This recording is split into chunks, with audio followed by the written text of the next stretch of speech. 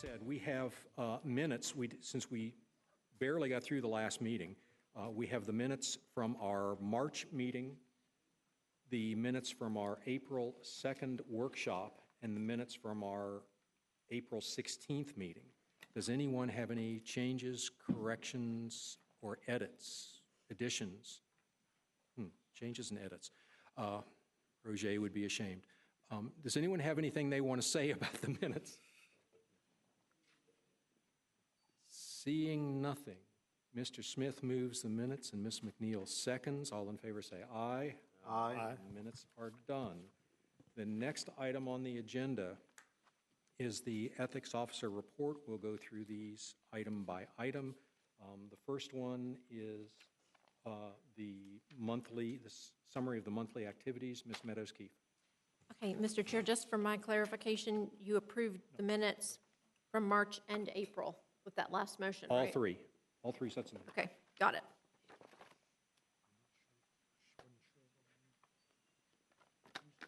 So,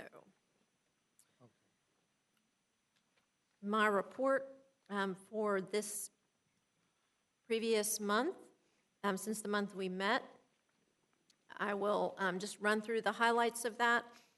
A lot of these are the same things that I do month to month, but this last month, there were some additional community activities. I've been trying to get out to different groups within the city to raise awareness of the ethics board. So, for example, I went to the Council of Neighborhood Associations meeting. I'm going to try to get involved with some local homeowner associations to perhaps come and talk to their membership quickly about the ethics board and what it does, and continue to do training.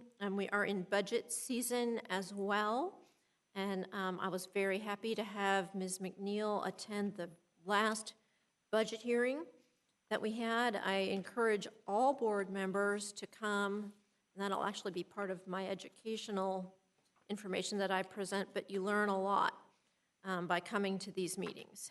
So that is the extent of the report at this time. Any questions, Ms. Meadows-Keefe? Would you expand a little bit on the seventh item about the language used in procurement manuals and materials? Most certainly, Mr. Chair. I think you'll recall that there was an audit done regarding stormwater engineering contracts. So, I think that was like a year and a half ago, and certain recommendations were made related to signing off on checks or payment to vendors, and potential familial relationships between the person signing off on the purchase order or on the check and the vendor. So there was a specific concern about that, and there was a specific recommendation that perhaps there be some insulation there, that one ought not to be signing off on something for one's relative. So they're actually still trying to resolve that issue within. It's a real deep dive document that's only used by city employees, but it's their procurement manual. Okay. So how they're going to go about handling those issues. So when we get a final resolution on that, the board will hear about it? Absolutely. Okay. Next item in the Ethics Officer Report is the issues received this month. They're numbered 161 to 165. Ms. Meadows-Keefe, you want to handle 161? Absolutely. Are these ethics complaints, or are they hotline issues? Well, you'll see, as reflected on the chart, there's a column that says ethics complaint, yes or no. So in an attempt to assist board members and reflecting what you've asked, Mr. Chair, is that I'm trying to isolate out matters within our jurisdiction from those that are not. Okay. 161. 161. There was an individual who was concerned about a trip that was taken to South Carolina, and I think this was that chamber trip, and potential public meeting law violations. So I did look at that. I looked at the board's current jurisdiction. I looked at some things related to the trip. I spoke with board counsel, but still have determined that this is not an issue for the board. So I would say at this time, there's no further action unless the board would like me to do something or would like to act in some way. Any questions for Ms. Meadows-Keefe on this issue? Were they worried about them paying for the mayor? Is that what the question was, or just in general? No, they were more concerned about public participation in these meetings where there are a number of elected officials meeting together, talking about issues, and that this was out of state and not open to the public. So I think more than the funding source, it was more about a public meeting issue. Ms. Graham? Thank you very much. Have you found any examples where this has been a concern previously and has been addressed? Every year, I know the commission, or the chamber puts together an event in a city. And I think every year there are various concerns expressed about it, related to, is this a good use of resources to go? And then this year, the thing that I heard was, what if I, as a citizen, wanted to drive there and participate in that? Could I do that? And is that practical for the everyday citizen who may be concerned about the future of Tallahassee and where we're going, and maybe wanting to comment that having to drive out of state is not practical? And they are discussing things that citizens may be interested in. So that was the concern this year. How about if we ask for a report to give us more information on this? I'm sure that government entities meet outside the state of Florida from time to time. Could we get a report on what the law is? It may be well covered in the Attorney General Sunshine Manual, I don't know, what the law is concerning collegial bodies that meet far off campus, and what the restrictions are on that, particularly as they relate to public notice and public meeting requirements. And that would give us a good educational opportunity, I think. I would assume there's an advisory opinion or Yep. something out there that addresses this issue, because it comes up regularly. Yep. Board, to our council, did you research this at all? I have not, but I know right now the issue is being debated regarding the cabinet meeting in Israel that'll be occurring at the end of the month. That's obviously not very accessible to the average Floridian. And I think Barbara Peterson with the First Amendment Foundation has weighed in and said, let's see what's on the agenda. If there's an action item taken, I think there'd be a good argument to say that it would be void. But I think they're still trying to work out the details on whether citizens will be able to access it through the internet and whatnot. But it's actually an issue that's kind of in the news right now. Yeah, it absolutely is. Thank you.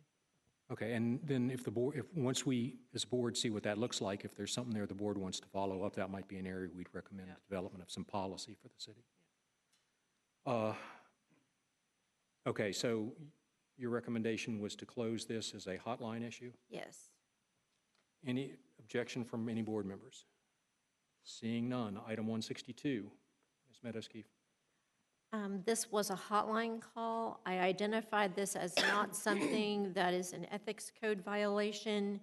However, pursuant to our bylaws, it did involve actions of an employee and use of time, extended lunch breaks, and various interactions, and whether someone's productive in the workplace.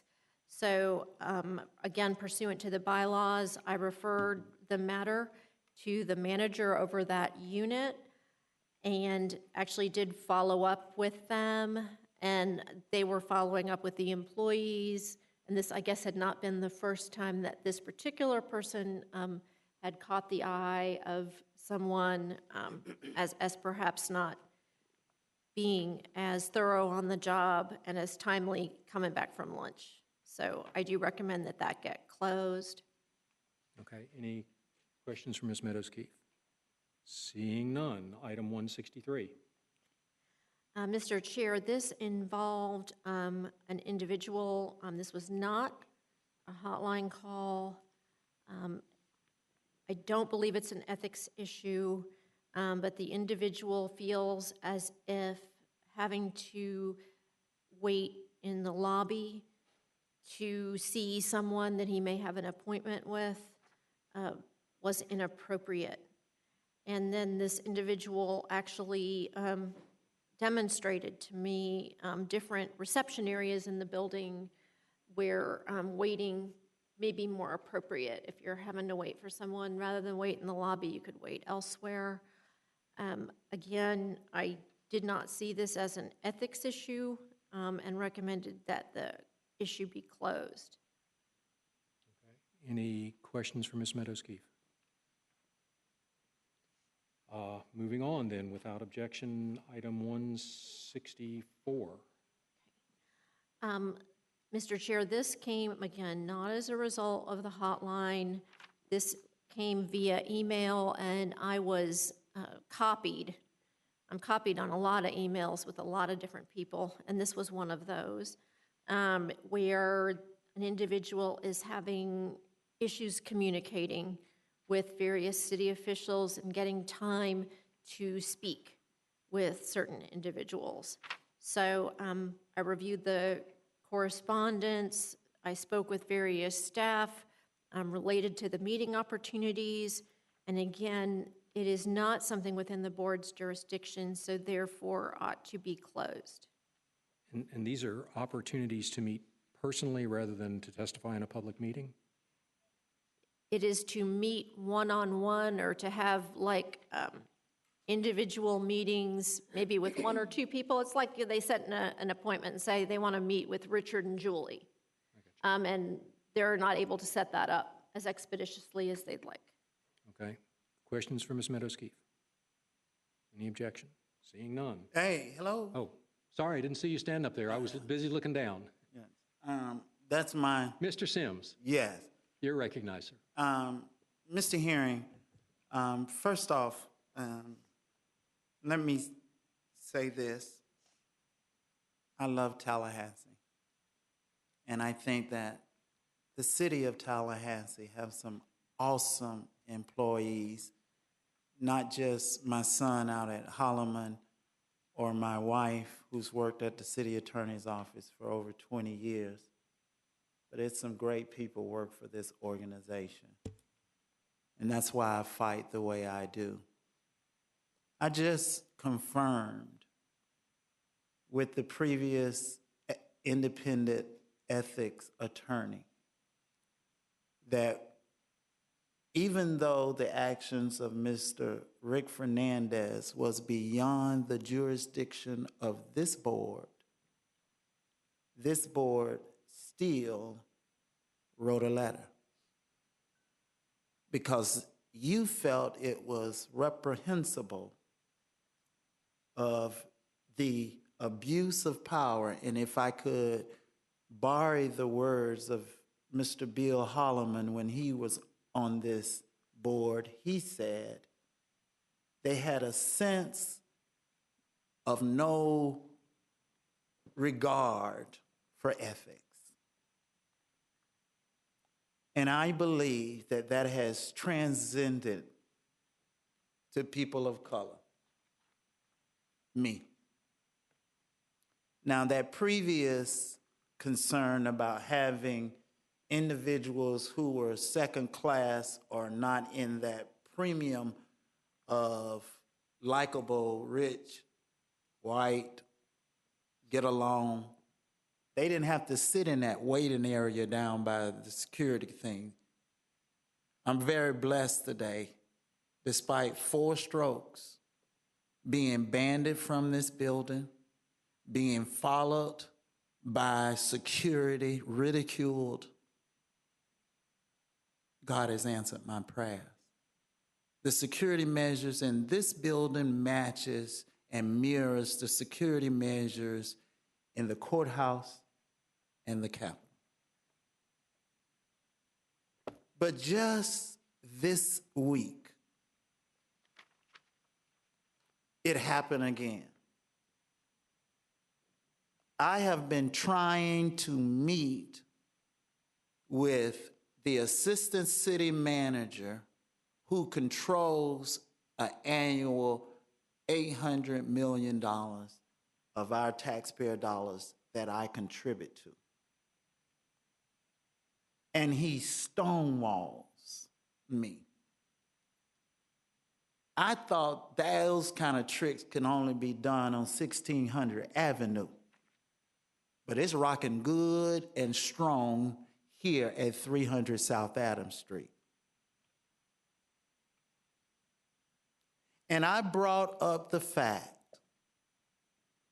and let me say this. I don't have anything against the LGBT, ABC, I don't know them letters correctly, whatever they are. I don't have nothing against them. But the previous City of Tallahassee Commission expanded benefit rights to those with same-sex marriages. And for this gentleman and his husband, I remember the last meeting he sat with me was 2 years ago. I showed up, he wasn't there. I found out 2 weeks later, he was in Tel Aviv, Egypt. Do you know what kind of prep work it takes for you to go out of this country? Did he not look on his schedule and see that he had a meeting with me? And then this week in the budget process, they show favoritism over me. When me and 3 other city people, we sit right over there waiting, and the he was interim then, he ignored me. Mr. Hearing, you are very much aware of the slightness that I have suffered over these 3.5 years. And Mr. Payne, I verified with the previous attorney that you all sent a letter. And I'm asking this independent ethics board to say to treat any citizen like I have been treated for the last 3.5 years is unethical. And it still continues. So if you could go out of your way, go beyond your authority over a FSU football game, can you please go out of your way and out of your authority for my civil rights? Can you just please do that for me? My other issue is, if we have an independent ethic officer, she needs to be independent. We need to have that conversation. Because ethics and being ethical and morally upright, we need that now. And there's a cloud around her. There's a cloud around her. It involves this board, and it needs to be addressed.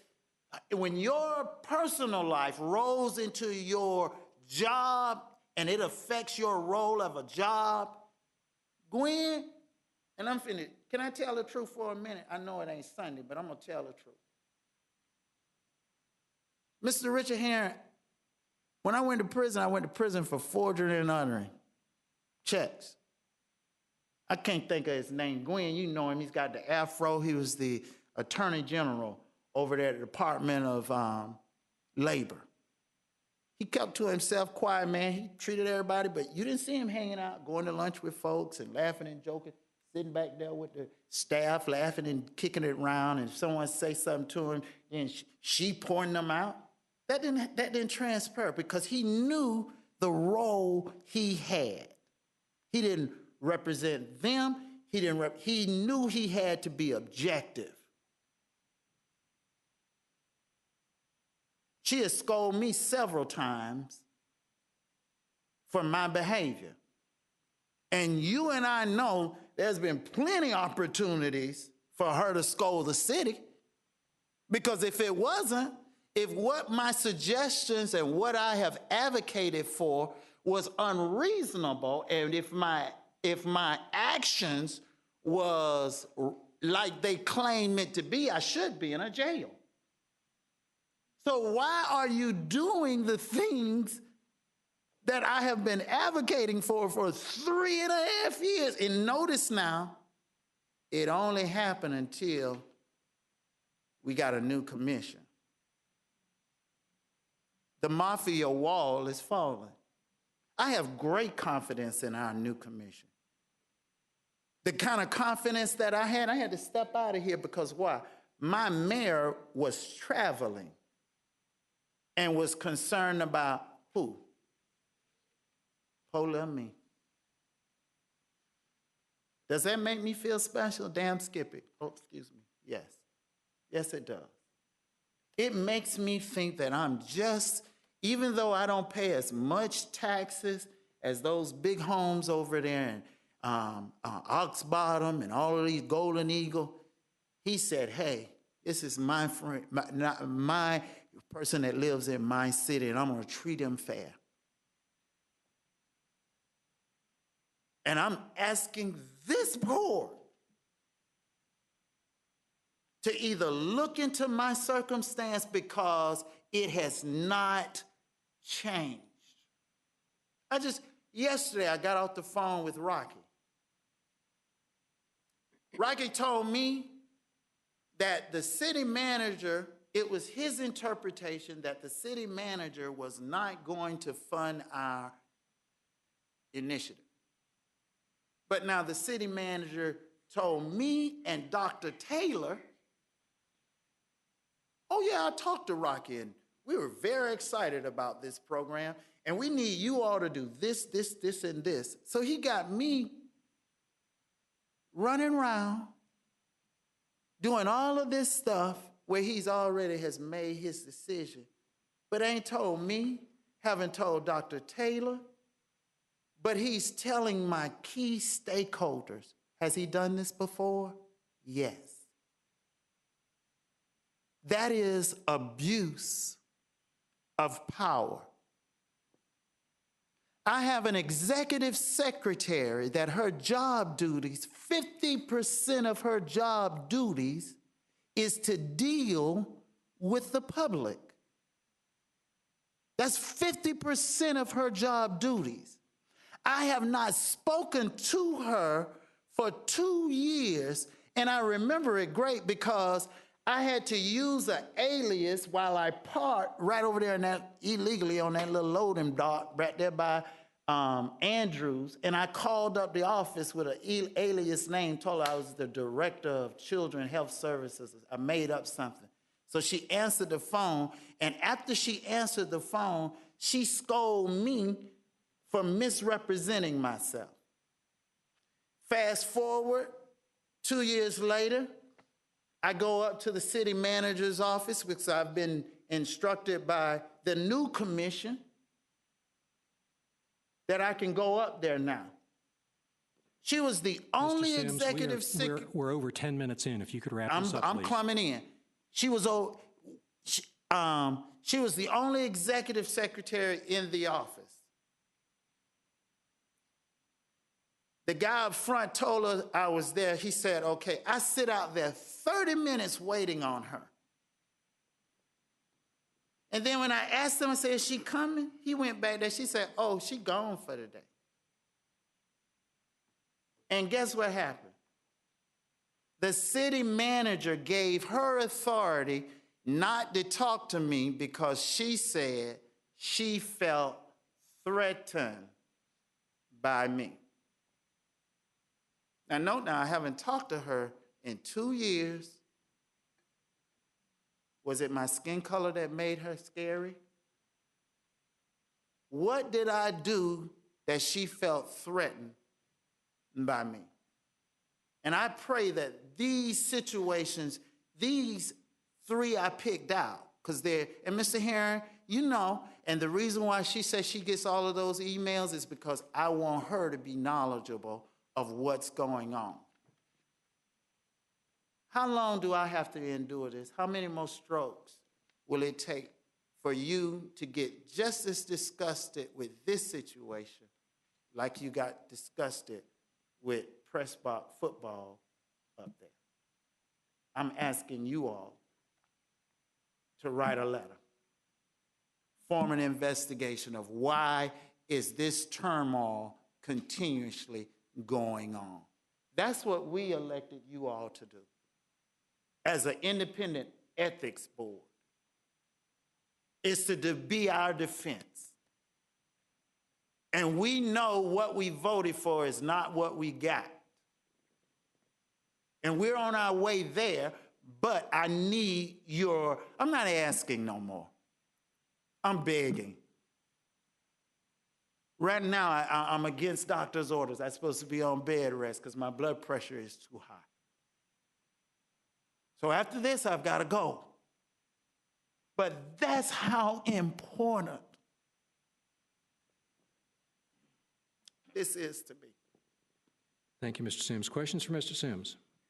Well, I don't have any questions for Mrs. Sim. I just wanted to address the board, the chair. I really appreciate how open and inviting we are to the public. But when we're not in a public comment section, unless someone amongst the board yields their time, I would kind of ask if we could stay on course with the meeting aspect and then have public offerings. From my understanding, we're in the midst of the ethics officer report, and we've gotten off track now. No, that's my report. That's by incident. Right, but when you're making the report, that's internally with the board, unless someone is inviting the public to that. And I think as we move forward sometimes, we may have to start considering some time limits for some of the sections, because often we have a lot of valid points from the public, but sometimes I know the emotions, the passion, they can keep going on and on about sometimes the same requests within the same speech or the same offerings that they're giving. But if we can kind of bring it in so we can hear others and also be more efficient with our time with the board, I would just ask that we consider that as we move forward. Okay, thank you, Mr. Smith. Anything else? Okay, we are on item, where were we? We're now on That was 164. 4. Will I get an answer to my question? No, Ms. Sims, I'm not going to recognize you. You've already had nearly 15 minutes. No, I'm saying, do I get an answer to my question? I asked the question. And unless anybody has a motion to make. No, sir, apparently not. Moving, So 164, any comments or questions on 164? Seeing none, move on to 165.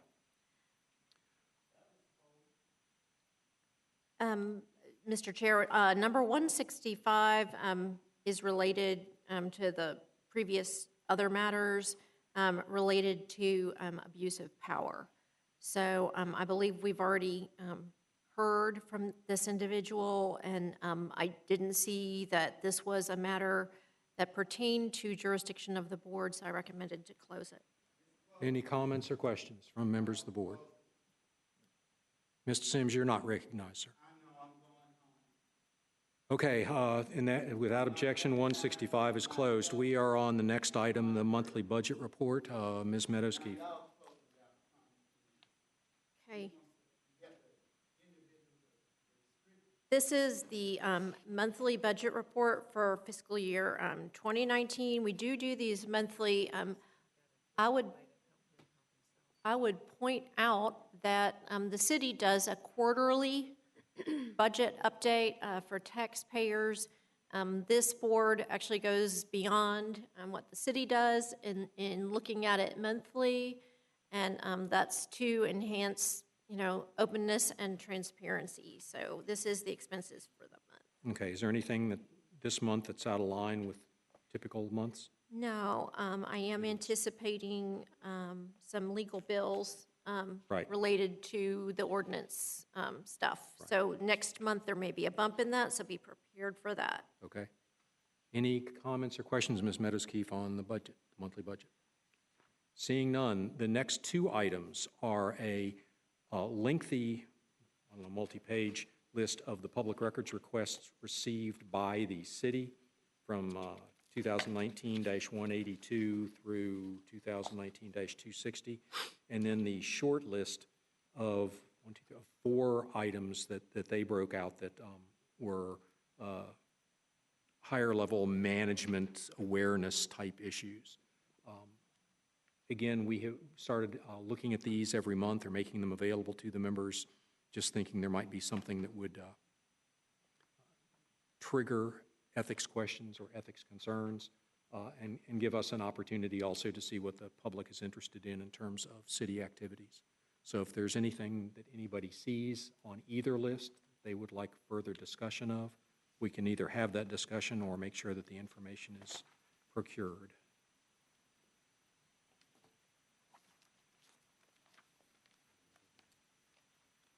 Seeing none, we would move on. You have a copy under 3F of, we have 3 contracts. The contract with Mr. Reed, which is the first one, I have already signed.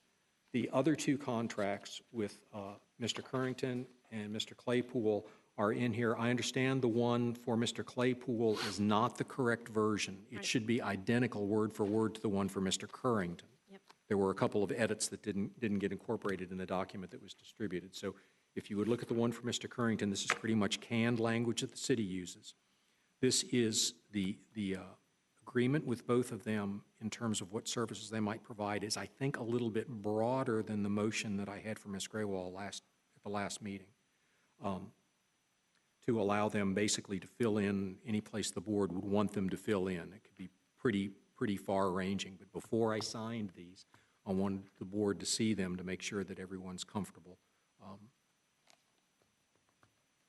So any questions on those?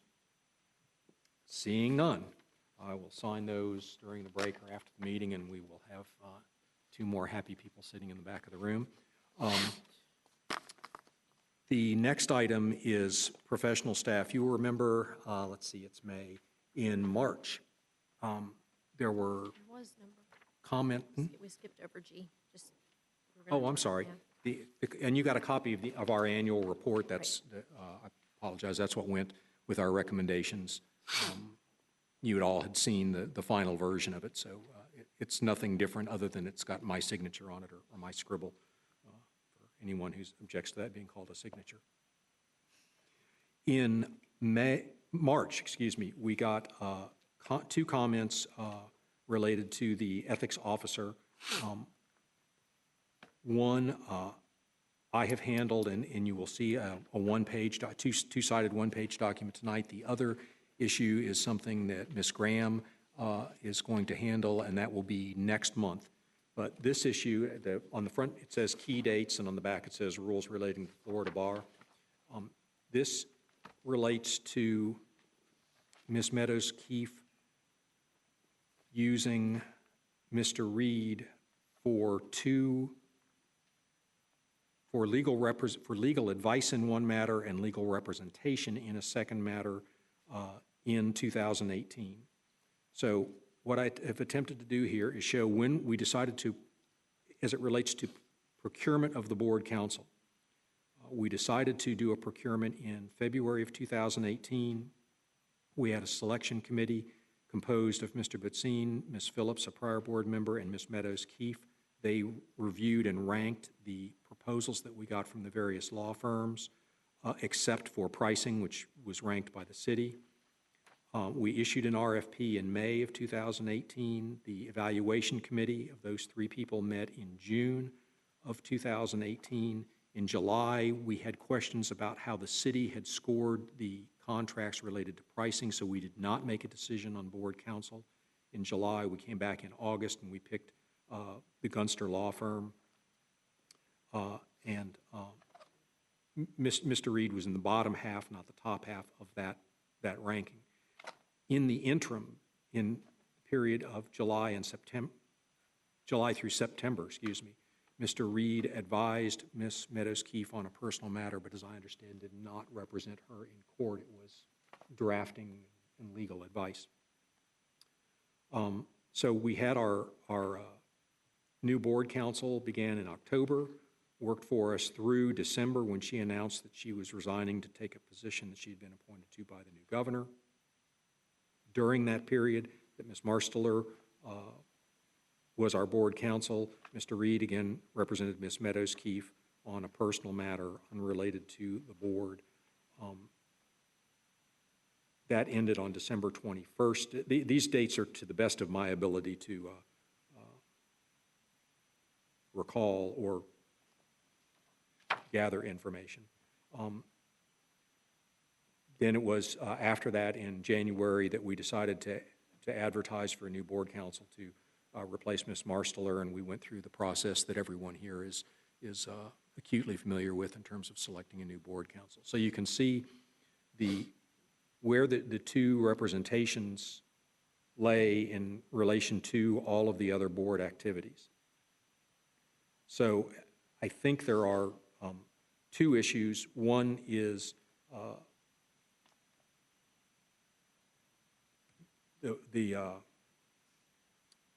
will keep wanting to call you our executive director, which is really what you are, where the ethics officer sought legal advice, and on the back are the rules from the Florida bar concerning what an attorney has to do, and basically the rules are that you're supposed to keep your client's confidences. You don't talk about representation of your client unless your client waives it, but you can represent a subsequent client. How do I say this? You cannot represent a subsequent client on a manner that is substantially related to something that you represented a former client for if there would be a conflict. But as long as there's no substantial relationship in the representation, then you can represent different people on different sides of the same issue. In this case, I'm not aware that any of the representation provided by Mr. Reed had anything to do with ethics or with the city ethics board. So I don't think there is any kind of conflict there under the rules. But that said, I would take any comments or questions from any members of the board. Ms. Meadows-Keefe has a comment. I do believe I disclosed to the chair Yes, you did. at the time that these procurements were out, that Mr. Reed did provide legal representation to me. So I did advise the chair of that fact. I did not advise the entire board at his direction. Yeah, that was my only concern. I felt a little surprised when it came up, and I don't have any doubt that everything was on the up and up. I never questioned that. I just, since we are representing the ethics board, I don't want us to ever seem like we're in a position that we're given the impression of impropriety or being sneaky in any way. So that was my only concern. I wish I would have known up front. And then once it came out, I mean, I thought you were rather forthcoming at that meeting that day, and haven't shied away from it in any manner. I just want all of us to keep in mind what we truly represent, and just don't want to give that impression that anything could be untoward. Okay. Other comments? Mr. Payne. I do want to express my appreciation for this timeline. It spells it out, all out, makes it very clear. Will this be put into the public record or put online? Yes. Yes, I didn't get it finished till last night, which is why it didn't go out, but there were comments in the back for anybody who wanted them, and it'll be posted.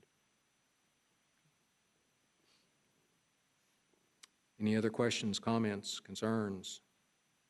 All right, moving on. Item 5 is the campaign contribution refund report. Ms. Meadows-Keefe. Yes, Mr. Chair, as the audience and the board knows, part of the charter amendment responsibilities gives the board the administrative responsibility for the campaign contribution refund program. That was part of the charter amendment that was passed by voters in November of 2014. And this involves the reimbursement of up to $25 to a contributor who is a registered city voter and who contributes to a mayoral or commission candidate. So we are required to do a report of participation in the program as part of the charter amendment. So I've got a cover letter here for the chair's signature, and then on the back, I guess we're trying to save paper, which is great. There's a report on the back, and the terms of the charter agreement require that we list the names of the candidates and the number of donation reimbursement requests that we've received on behalf of that candidate. In the past, we had actually put the name of the person requesting the refund. We decided not to include that in the report because that's not what's required. So what we've got are the names of the candidates and the number of donations, and just so you can compare, I included the data from 2016 to 2017 and the data from this last year, and you'll notice that it looks like there was a little less participation this year or in this cycle than in the previous. But this is for your review because it needs to be submitted to the commission. Mr. Chair, Mr. Payne. could you explain what a half a donation is? Ms. Meadowski. Okay. I asked my assistant the same question, and she said that I think it was that they did, oh, right, they didn't donate $25. They may have donated less than that. So instead of getting $25 back, they only got like $10 or $5. So that's why it's 2.5. Does that make sense? Yeah, I'm just curious. I know, half of a contribution or half a person, I know. Any other questions? Comments, edits? Okay, this again is something we'll sign and get out tonight. Moving on, item 6, there are going to be two things that we will do here. One is we need to talk about updating and amending our bylaws. And then you'll remember from when we were looking early on at making recommendations concerning the city ethics ordinance, Mr. Reed had done a document that was recommended ordinance changes, and he'd done a separate document that was recommended procedural changes for us, and we delayed that procedural part since it was not something to go to the city commission. It would be procedures that we adopt, due process type procedures that would be in addition to or clarifying of those procedures we already have in place. So what I'm going to ask is that over the next couple of weeks, if anyone has anything that they want to change in our current bylaws or to change in the procedures that we're going to look at tonight, if you would get those to Ms. Meadows-Keefe, we will have a full marked up set next month, but this will get us started. Going first to the bylaws change, which I will handle, and then Mr. Reed will do the procedures change. I went through our current bylaws and with basically two themes. One was to, as much as possible, make sure that individual members have a full voice and that we do things as much as possible with a simple majority vote. And the other was to clarify sections that relate to our inherent powers, and particularly some language I know that we adopted over 4 years ago where we were looking at our quasi-judicial powers. We wrote some things in the bylaws that I'll point out that may be a little overbroad, where we may have limited, they can be read to apply in non-quasi-judicial settings. So on page 1, in terms of how we select members, I would suggest that and these are the types of changes I'm hoping y'all will find more of, but I would suggest at the bottom of the page there that we select members without discriminating in any illegal way. I know in our last couple of selections of the board-appointed members, we've talked about wanting to maintain diversity on the board. the way our current bylaw was written, I'm not sure that someone could call that discussion into question, and whereas I think we all believe that diversity is a good thing. So this is just to clarify that we won't discriminate in any illegal way, but we will make sure that people are citizens of the city of Tallahassee or registered to vote in the city of Tallahassee, and that we have a board that's representative of the citizenry of Tallahassee. A bunch of technical and wording changes. If you go to page 3, toward the bottom of the page, one of the things that the bylaws ought to authorize us to do is to adopt our bylaws. And I would add to that new K, not only to adopt bylaws, but also to adopt administrative policies and procedures, which are the piece that Mr. Reed will be presenting. So that will be basically saying if it's not within the jurisdiction of the city commission in establishing what is within the ethics ordinance, everything else is ours, and we will lay that out in writing so that the public and anybody who might come before this board on an ethics complaint is advised about what they need to do and what their rights and responsibilities are. On page 4, the top there is basically cleanup.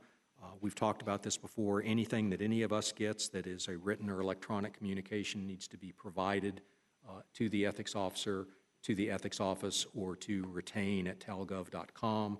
This is just kind of cleaning up that language to be very clear.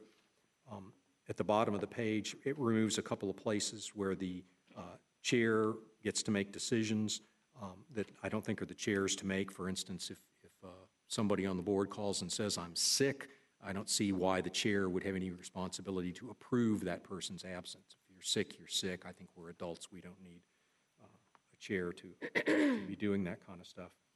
At the top of page 5, the chair would, rather than set the agenda, approve the agenda, recognizing that any board member can go to the ethics officer and say, "I want XYZ on the agenda," and we'll put it on the agenda.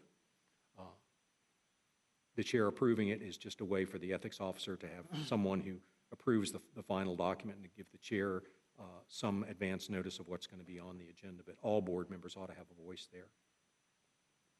On the vice chair, currently it says the vice chair can perform in the absence of the chair. It could also be a situation where the chair has a conflict, so anytime the chair can't participate, the vice chair needs to perform as the chair.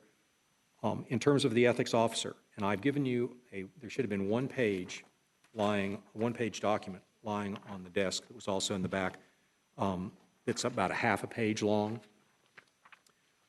This was inspired by Mr. Payne based on some comments that I believe the mayor had in a public meeting about whether or not the ethics officer was a public employee. And I would suggest we do something along these lines to say the ethics officer is a city employee for all purposes, except the board hires and fires, the board writes the performance of the job requirements and does performance evaluations, and the board sets salaries.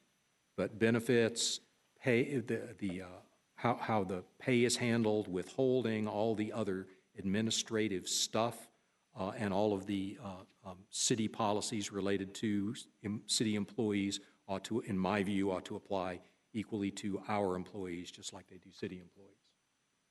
Plus, I don't think any of us, with the possible exception of Ms. McNeil, would ideally relish doing the back office functions of withholding and Social Security and such. So happy to have the city do those things. Mr. Chair, Mr. Payne. regarding this, it was my impression from my discussion with the mayor that he and the city attorney had a different view. Has this been discussed with them? Or? No, I have. This is purely me, and I think. Do you have more comments? Because Ms. Meadows-Keefe has had some discussion apparently. It was the mayor's view that the ethics officer is an employee of the ethics board, which I disagreed with, but and he said that the city attorney also said the same things. Well, you can see what the charter says at the top of the page, that we appoint and direct the independence ethics officer.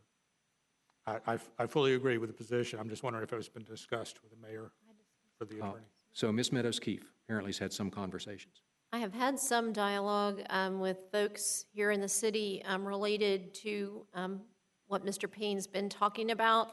And the issue, if you weren't at the commission meeting and weren't aware, they were talking about a gift policy for the city, and whether that would apply also to the ethics board staff members. And it had been my impression that I govern myself through the city policies and procedures. I get those same benefits. I work here, I have a badge. And so it was my impression I was a city employee for administrative purposes, but that I report to this board. It is a little different according to my discussion with the city attorney's office. They actually view this board, partially again due to the charter amendment language about independence from the city, that they view this as more, you all are in control of the ethics officer and staff, and the city serves as like an administrative function for my employment. So for example, the CRA, the Downtown Improvement Authority, those would be organizations that would parallel, I think, what they're saying would apply here. The suggestion I received that would solve this is something like what Mr. Payne drafted, or including something that may say that unless stated otherwise, all city policies and procedures apply to the ethics office and ethics office staff. So unless this board said we don't want these policies to apply to our staff, everything else would. So all those standards, the gift policy they wanted to enact, it would. So I think there was some confusion there, just exactly where we fit, because we say we're independent, but of course the city pays, and I participate in all the benefits and things that city employees do. So I think the answer is we're going to need to run this by the city to get the language right. I think that it is to everyone's benefit for the staff of the ethics board to be treated for most purposes like city employees, so that they know where they stand in terms of a bunch of policies. We could spend a year readopting all of the city's policies related to everything related to their employees. Far easier for us to whether we incorporate them by reference or however we say this. I think you can get to this point perhaps using different words. we did that with our public records policy, I believe, is that and we'll talk about that more during the education piece, but, we did adopt that. Okay, so that would be a similar situation. But unless there's objection, I think we would continue to move along this path just to be clear about where we stand in relation to the city. We are very dependent on the city for lots of things, so I think all of their personnel policies are just another place, and their ability to process checks and do withholding and such is just another way we're dependent on them. So that would go into this section on the ethics officer. At the bottom of page 5, I added a piece in there about the ethics officer not only makes reports and makes recommendations on ethics complaints, but also reviews for us issues raised through the hotline, something we've been doing, but it's not otherwise mentioned in here. At the top of page 6, it says provide ethics education. I think because the charter says the board is responsible for ethics education in the city, we need to not only have the ethics officer provide, but also review or coordinate ethics education, because obviously the city's doing a lot of ethics education on its own, and props to them for doing that. In the middle of page 6, it says investigate complaints of ethics violations. I think what we've done in the past is conduct the preliminary investigation. We all know at some point we will get complaints that are complicated, and we'll probably hire investigators, so it would just be the preliminary work that the ethics officer would be responsible for. Several places where it had a 2/3 vote, I think related to the ethics officer, could be a simple majority. I did not capture, although I should have probably, on the middle of page 7. There's another 2/3 there. So this relates to the hiring and firing of the ethics officer. Almost everything else we do by a simple majority. You guys want to elect a new chair, and I will vote with the for the motion. We would do that with a simple majority vote.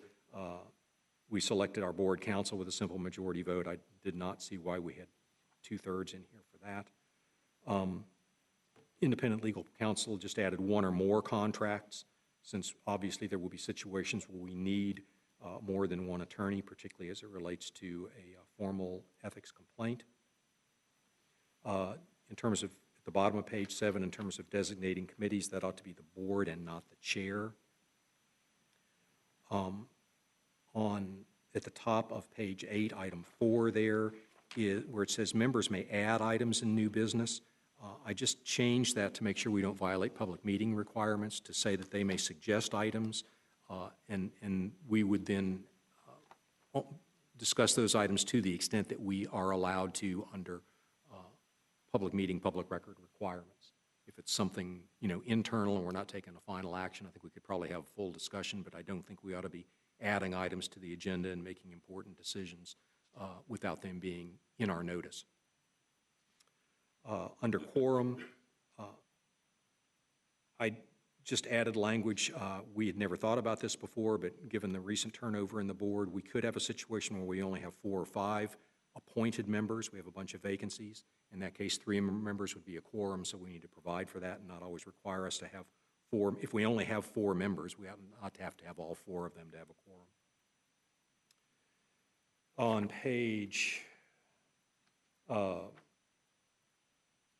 9, and at the top of the page, it says we'll conduct ourselves in accordance with the Robert's Rules of Order, and allows the chair to waive that. I would remove the chair as being able to waive Robert's Rules. Something that's important on the bottom of page 9, ex parte communications. In other words, if you're a judge and you have a case before you, you don't talk to anybody about what's going on in that case outside the courtroom or outside chambers.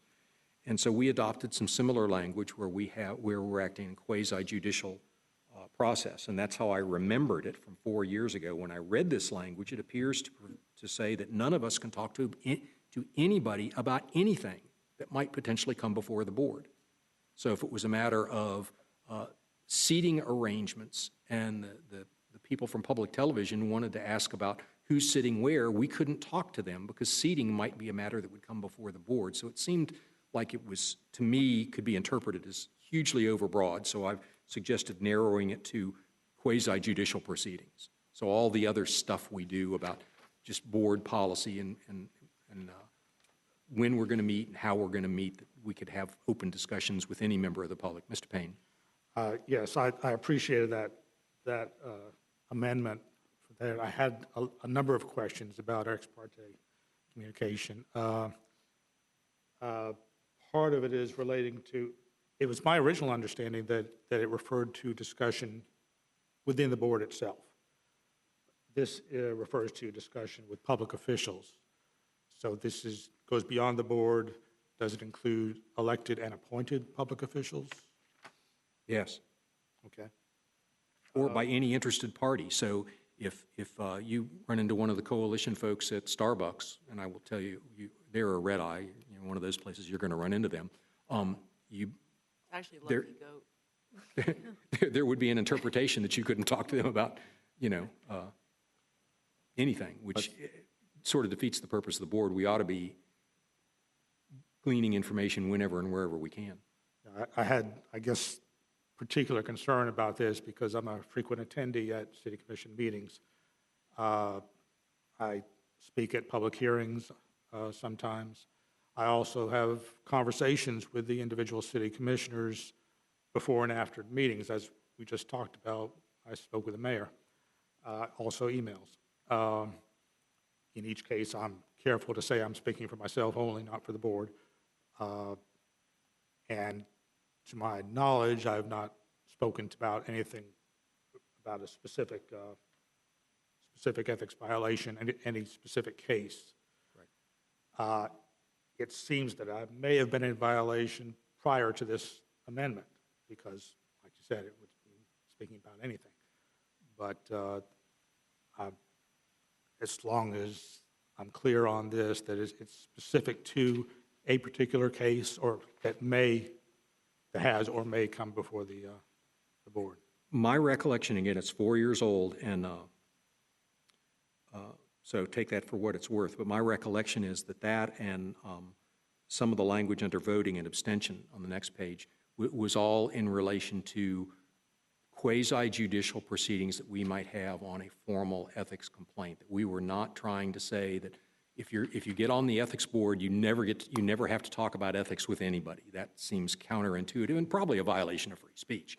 That's why I've been in Miami, just so I can avoid the problem. Sure. And my mom.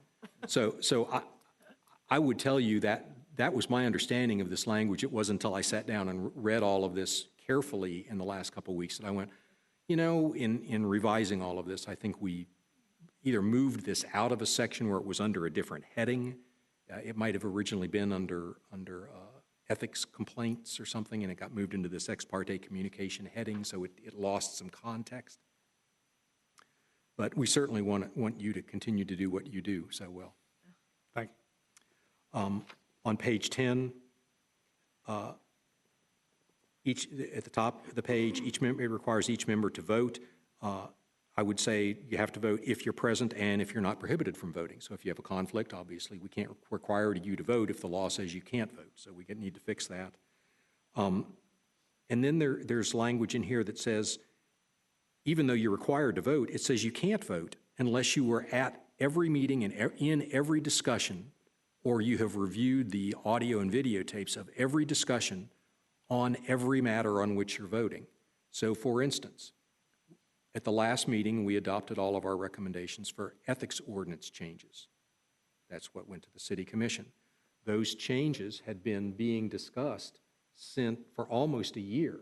Most of you were not in those discussions in September of 2018 or November of 2018, and so this rule would have prohibited you from voting, even though I think everybody here was well advised and thoroughly briefed on what all of that language was. So I've tried to soften this language to basically say you have to be aware of all the stuff that went on in the past, but you don't have to have been in the room for every discussion, which would basically disenfranchise every new member from any issue that had ever been discussed previously. Again, that was not what I remembered that section doing. The rest of this, in terms of hotline calls and procedures on complaints, moves heavily. I've made some technical edits, but most of this will move into Mr. Reed's language and probably doesn't belong in our bylaws, but belongs in our policies and procedures. So the things here overlap heavily with what he's done in the document he's going to begin to discuss, and ultimately we would collapse the two so that we don't say anything twice. If there's something related to self-initiating a complaint, it would be in the policies and procedures and not in the bylaws. It would come out of here, so we'd be losing pages out of our bylaws. So with that, if there are questions, otherwise, what I will do is ask everyone to please get comments and edits to Mr. Reed or to Ms. Meadows-Keefe. How about both? Well, either one, and you Okay. guys can share. Okay. Not to me, don't send things to me. And we will put everybody's comments in a final document, or two final documents that we will have next month that everybody will have an opportunity to digest. As I've said before, we're going to get Mr. Claypool engaged in that so that our procedural stuff looks as much like the procedures used by the State Commission on Ethics as possible, so that if someone does come before the board, their attorney, the attorney representing that person, would come before this board and feel kind of at home with our processes and procedures. Any attorney you're going to hire to represent you in an ethics matter is going to probably be somebody who's appeared before the State Commission on Ethics. So to the extent that we can be similar in terms of process and procedure, so we're not having to litigate the procedural aspects of what we do, will save time and money and make everybody happier. he's going to help us get all of that stuff right. With that, we would move to the next document, and Mr. Reed, you are on. Oh, I'm sorry, I have Ms. Bear. I have cards. Yes, I signed a card. Thanks. I just wanted to mention, while we were working on bylaws and proposed bylaws, I would like to propose a bylaw addition. In the last several years, the board has seen many new members, many new faces here, and we were very glad to see all these newly seated members have a voice in the general council. And along this vein, we would like to suggest a bylaw addition requiring the board to go through a procurement process every 3 years for board counsel and for the ethics officer. That way, all of you guys, whether you're new faces or not, have a say in what goes on there. And I think that would be good. A lot of entities have this type of policy, and I think that it would be helpful for the board as well. Thanks. Okay. Questions, Ms. Bear? Ms. Bear, could you forward to us the examples of other entities that have that policy in place? I would like to review them. Sure. Thank you. And Mr. Putzine? Actually, I'd like to talk about the direct administrative policy. Okay, so I'll hold your card. Anything else on the bylaws? Figure since we slave labored you guys through the, or slogged you through the ethics ordinance, we just keep on slogging until we get through the bylaws and the procedures, and then we'll have some short, easy meetings, hopefully. Mr. Reed is going to walk us through, you will remember he had 3 documents. One was proposed ethics ordinances. The second one was some possible ethics ordinances for future consideration. We may come back to that in a year or two. And the third was policies and procedures where our existing bylaws either didn't address things or didn't address them comprehensively or didn't address them in ways that would be familiar to people who might be litigants. So, Mr. Reed, you're recognized. Thank you, Mr. Chair. Most of these rules you have seen before. I created new language dealing with advisory opinions, self-initiation, and then some of the language that was in the procedures for public complaints was then rolled into the self-initiation. So there was consistency related to probable cause and how we get through to a hearing, and then procedures within that hearing process before it comes back to the board for a final order. But we could go through these one at a time. Rule 1.01. Well, before I do that, the chair and I had spoken on a number of occasions. I think one of the reasons that we have separate policies is, one, it is explicitly authorized within the charter amendment. 2, we felt that if there's somebody that is bringing a complaint or having to defend themselves against a complaint, they shouldn't have to read through what a quorum is and what job duties are. They should have a self-contained document that could be used as kind of a manual to get them from point A to point B to point C. And that was, I think, the purpose of creating a whole separate document as these administrative rules and procedures. So Rule 1.01 essentially determines the scope. I think this is important because it explicitly states that any rule change would be prospective only. It also establishes kind of a statute of limitations in a way. We have 5 years to bring a complaint unless there's a showing of fraud or concealment by either the respondent or someone directed by the respondent, and then that limitation is extended to 7 years. It provides that the penalties are those enumerated within the ordinance. We currently have some penalties in the ordinance. We have some, if you remember, we proposed to put to the city commission for them to adopt. Remedial order is also specified in here, and this deals with if we have an employee, and this was one of the issues that goes back 2, maybe 3 meetings where we talked about what if we have employees that have certain rights, whether they're collective bargaining, members of a collective bargaining unit or their career service. We would provide what we were terming as a remedial order, and it would essentially be a non-binding recommendation to the staff on identifying that there is a problem and how they could address it.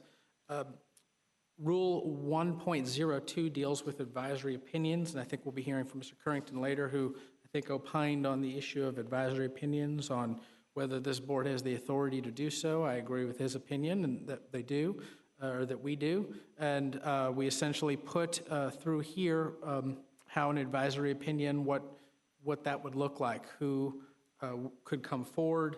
Well, one, it limits it to the scope. I think in the public comment we heard earlier, many people come and with their problems to the board, but there's really only so many things that we can address falls within our jurisdiction.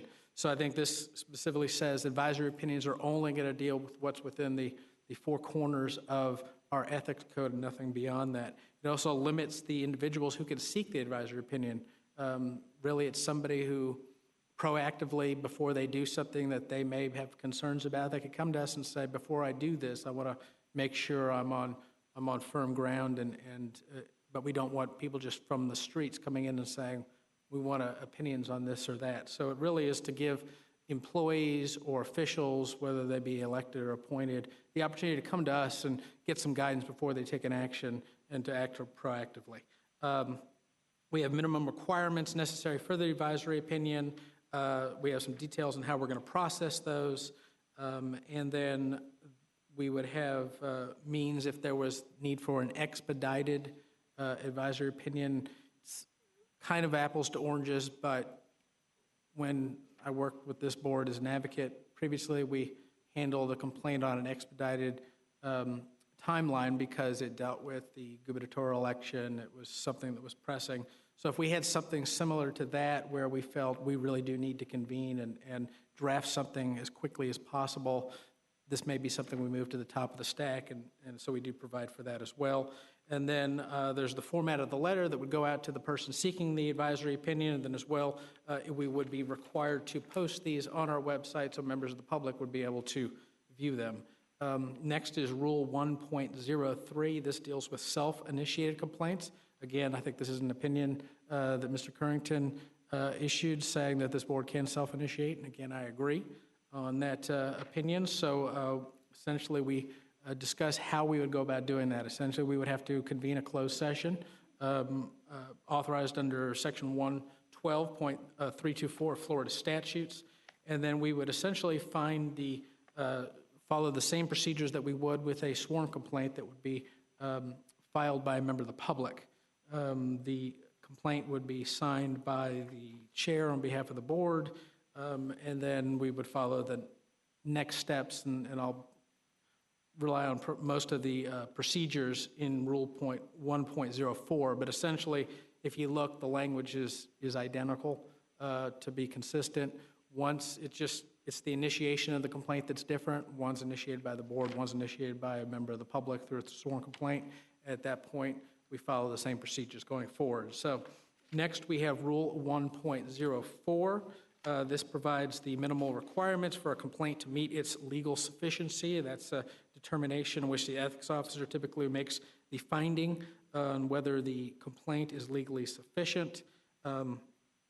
It also provides the authority, and I think it's something that we had in the job description of our bylaws for the ethics officer. The ethics officer is authorized to do investigations of complaints, so I think it makes sense for the ethics officer to do a preliminary investigation to determine legal sufficiency before we move to the next step, which would be probable cause.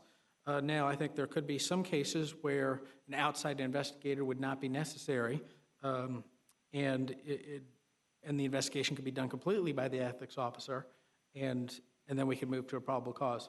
The issue we had last year with the tweet and the Gillum campaign was obviously something where there were 3 facts to be considered. We didn't need to hire an outside investigator. It was something that was able to be handled in an afternoon by our staff. So so really that is going to be up to the discretion of the ethics officer determining whether she needs to expend funds to bring an outside investigator for those types of issues. We explicitly state that the complaints are confidential until the conclusion of the probable cause panel. At the conclusion of the probable cause panel, we either find no probable cause and then the complaint is made public, or we find there is probable cause and we move to the next step and it is made public at that time as well. We then provide for an election of rights, and this is similar to what you see in most Chapter 120 proceedings here in Florida, We provide an election of rights with a strict time limitation on when the member can act and how they would act. They would either be able to dispute issues of material fact and opt for an evidentiary hearing in which we would contract with the Division of Administrative Hearings and conduct that hearing then, and we would have to bring in one of our outside attorneys to serve as an advocate to prosecute the case. We would then move to essentially a party of the case until it comes back to us. The other option would be to not dispute issues of material fact and simply opt for an informal hearing, come back to this board and essentially say, yeah, I stipulate to these facts, and I always refer to it as throw yourself at the mercy of the board. This is what I call it when I do it, my informal hearings. And then the other is just to waive the right, and that could be waived that some people choose to waive, just say I have no desire to even deal with this, or some people simply waive because they fail to act in a timely fashion. In Florida law, under Chapter 120, there are very strict limits on failing to timely file a petition. There are really only three ways you could get around a late filing of a petition. Whether we as a board want to hold that strict or whether we want to allow some wiggle room in case somebody's a little late is a decision that the board should make. But here I tend to follow the language of the state, which is somewhat unforgiving, but it puts in strict time limitations for people that might want to dispute a complaint. Rule 1.05 is regarding referrals. These are the issues of disputing issues of material fact. When we refer that over to the Division of Administrative Hearings, those public hearings will be governed by the procedures. And a lot of the procedures that are in here are simply lifted from State Statute 120.569 and 120.57 subsection 1, as well as Chapter 28-106 of the Florida Administrative Code. It requires the Ethics Board to preserve all public records. That could require either providing a court reporter at every hearing or some type of recording device, so it could be transcribed at a later date. And then we provide time limitations for recommended orders, exceptions to recommended orders, responses to exceptions, and then final orders. Essentially, I think we've discussed it in the past. The Division of Administrative Hearing, administrative law judge will hear the case, the evidence, the testimony, and they will draft a recommended order with findings of fact and conclusions of law. The parties to that have an opportunity to file an exception, essentially saying they disagree with aspects of the recommended order. And then the other party could file a response to those exceptions, and they then come back to this board, and this board takes the recommended order, any exceptions or responses to exceptions, and issues a final order, and we would be bound under the findings of fact, and essentially we're able to draw differences from the recommended order in areas of law only. Rule 1.06 provides for appellate rights. If a party gets through, they receive a final order from here, and they disagree with the findings, they would then be subject to the Florida rules of appellate procedure, and they would be bound to the 30-day, very strict notice to seek judicial review because we are a local government. Our appellate court is the circuit court. They would file a writ of certiorari with the circuit court of the Second Judicial Circuit, yet they would be bound to the rules of appellate procedure. The ethics officer would be serving as the clerk in that regard as far as records, where these cases are different than an appeal that goes from the circuit court to the DCA is a record will not be prepared by the clerk. The party seeking the appellant would prepare an appendix, and then the appellee could do the same. So that would be a requirement not due on the board, and that's under the rules of appellate procedure for the state. A couple of issues that we did not address here. This is something maybe to put in the back of your brain and thinking we could bring this up at a later meeting, but the issue of subpoenas, whether we want to establish some procedures for issuing subpoenas. Now, that's an issue that's a power that this board does not have at this time, but we have put that forward and asked the City Commission to pass an ordinance giving us that power.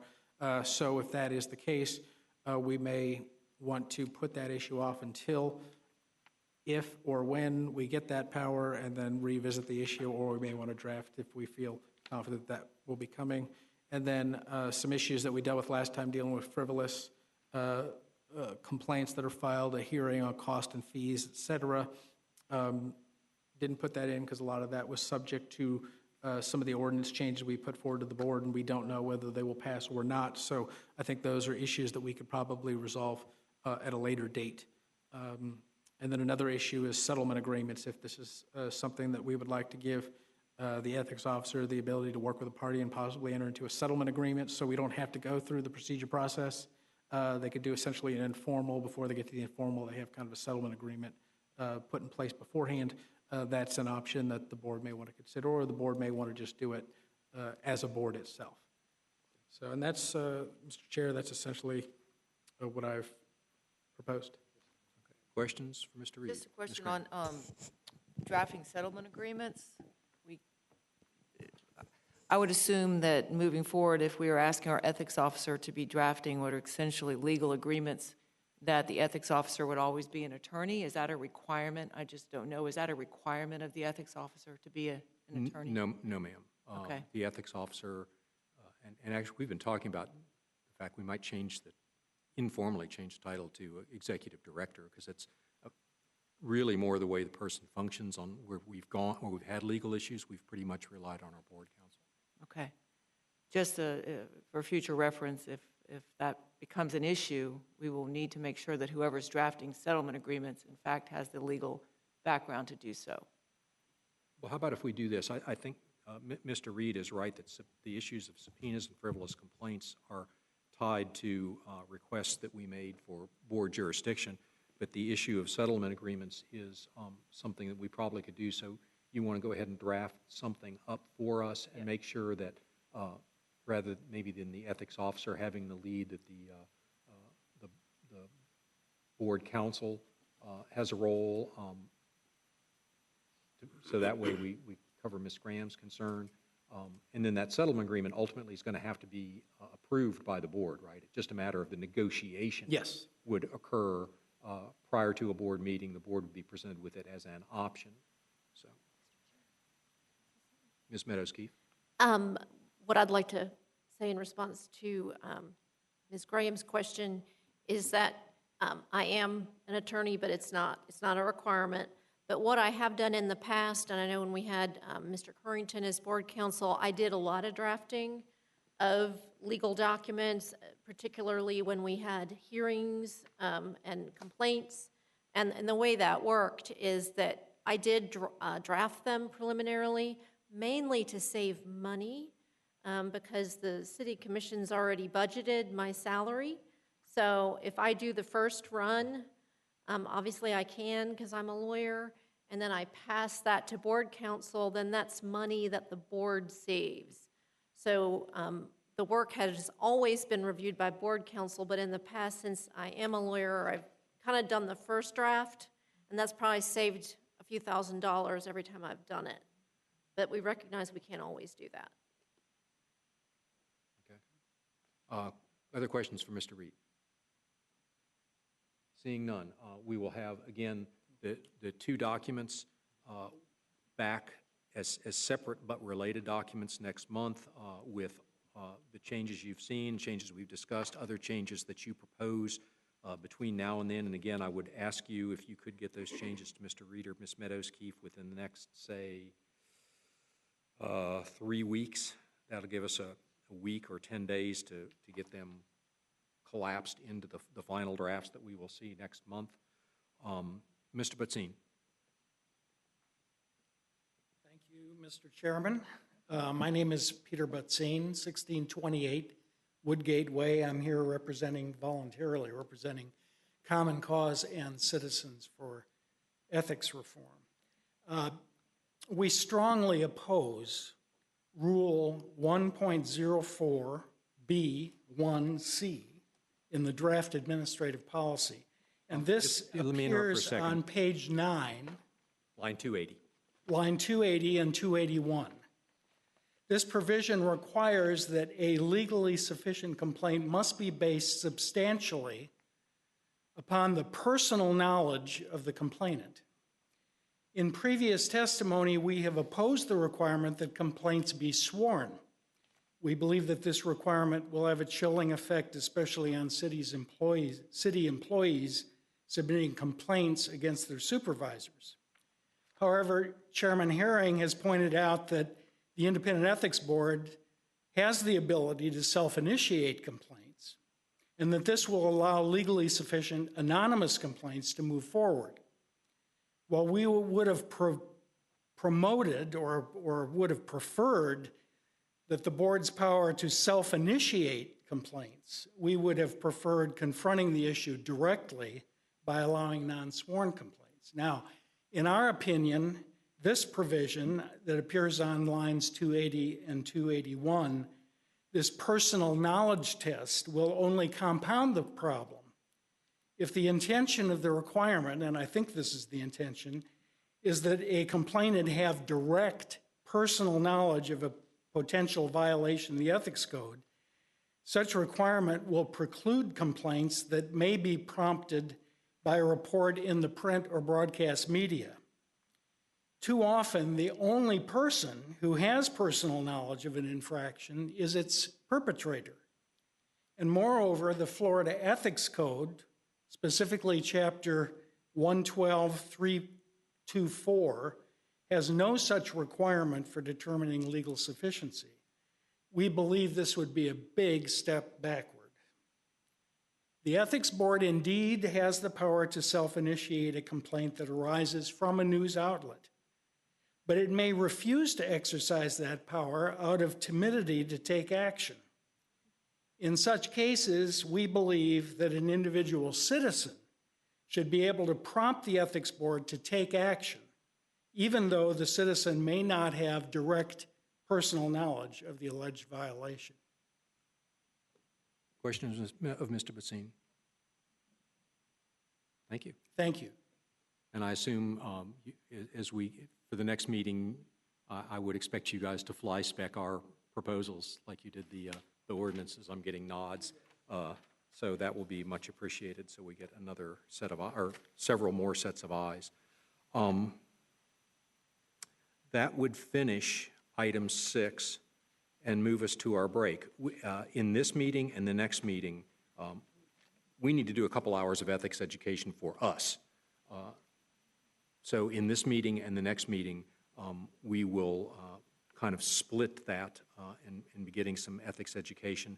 I note I have one more card from Dr. Hollifield. Before we take our break, sir, would you like to go ahead? Yes. Then you're recognized. And then we will take our brief break.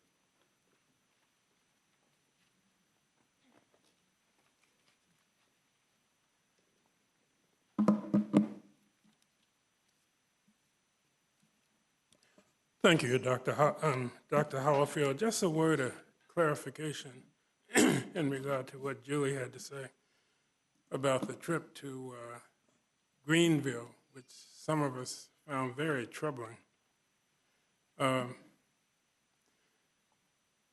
issue really wasn't the distance, because that was my complaint.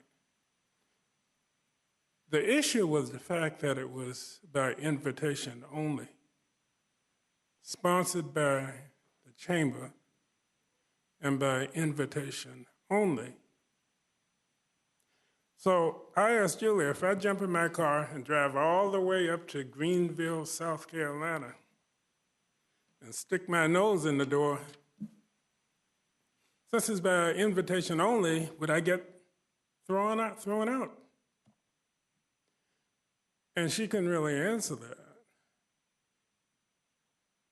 And I said, it's rather insulting and arrogant on the part of the chamber, because we know they have absolutely no interest in poverty. And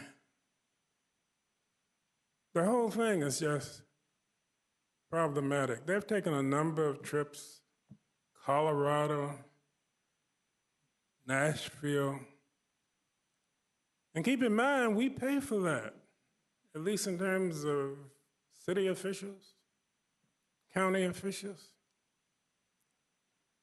And I think what this board needs to consider You know, you have two levels of influence, one of which is legal, and that's limited, but one is moral suasion.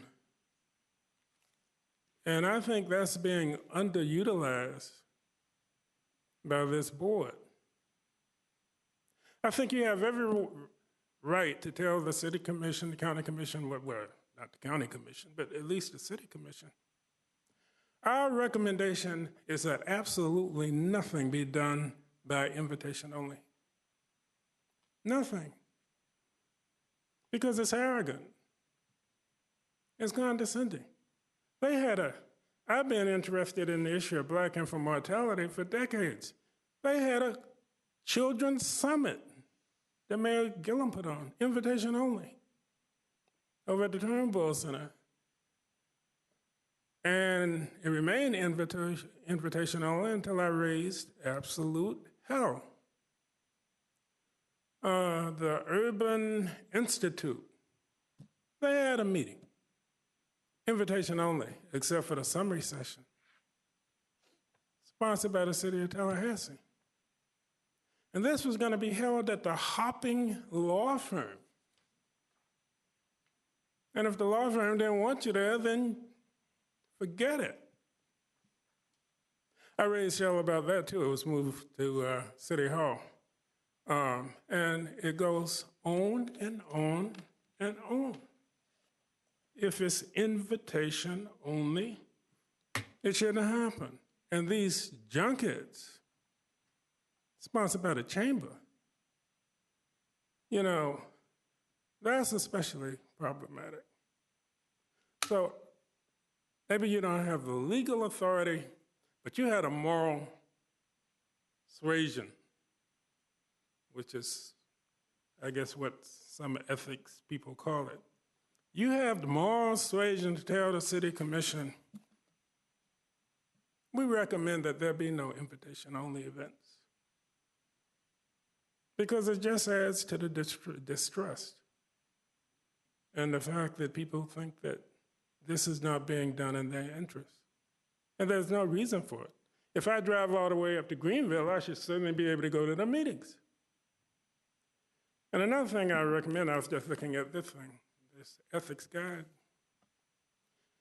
There's Chapter 119, public records, but there's another statute that a lot of people aren't aware of.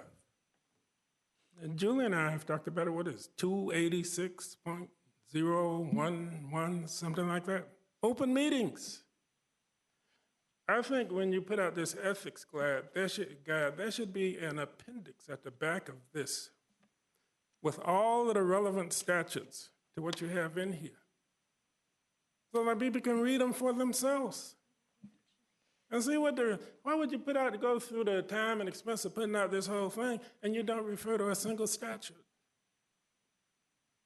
That makes no sense. But that's really not what and let me know when I'm at 5 minutes, because I want to be respectful of your time and move on. I really came here to talk about Tallahassee Memorial Hospital.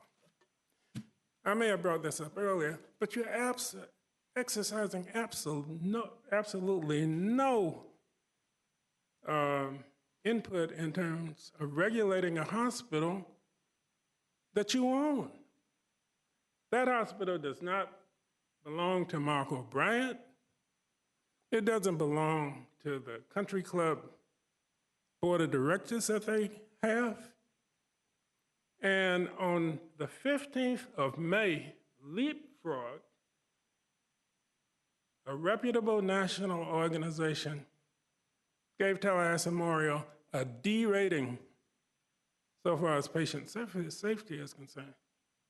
But it wasn't the first D, it was the second D. They received a D rating for the fall of they do it twice a year. Fall of 2018, D. Spring of 2019, D. That's unacceptable, especially when Tallahassee Memorial spent $271 million on that Mustin Center in a way that will not improve health outcomes. Even people over at the FSU College of Medicine, they don't want to go on record, but say this ain't going to do nothing so far as health outcomes are concerned. It's not going to do anything about asthma. It's not going to do anything about infant mortality, which is killing black babies at 4 times the rate of white, 3.8 to be exact. And you exercise no control. They got a 20-member board of directors, country club board of directors. No black women. When you got all these black women dying at childbirth and all these babies dying, again, infant mortality, 3.8 times the white rate. And you exercise no input at all as to how that hospital is run. $271 million, more than $250 million, in a way that will not improve health outcomes, and the city exercises no authority. Tax-exempt municipal bonds. You know, that $270 million, $1 million is in our name. The city floated the bond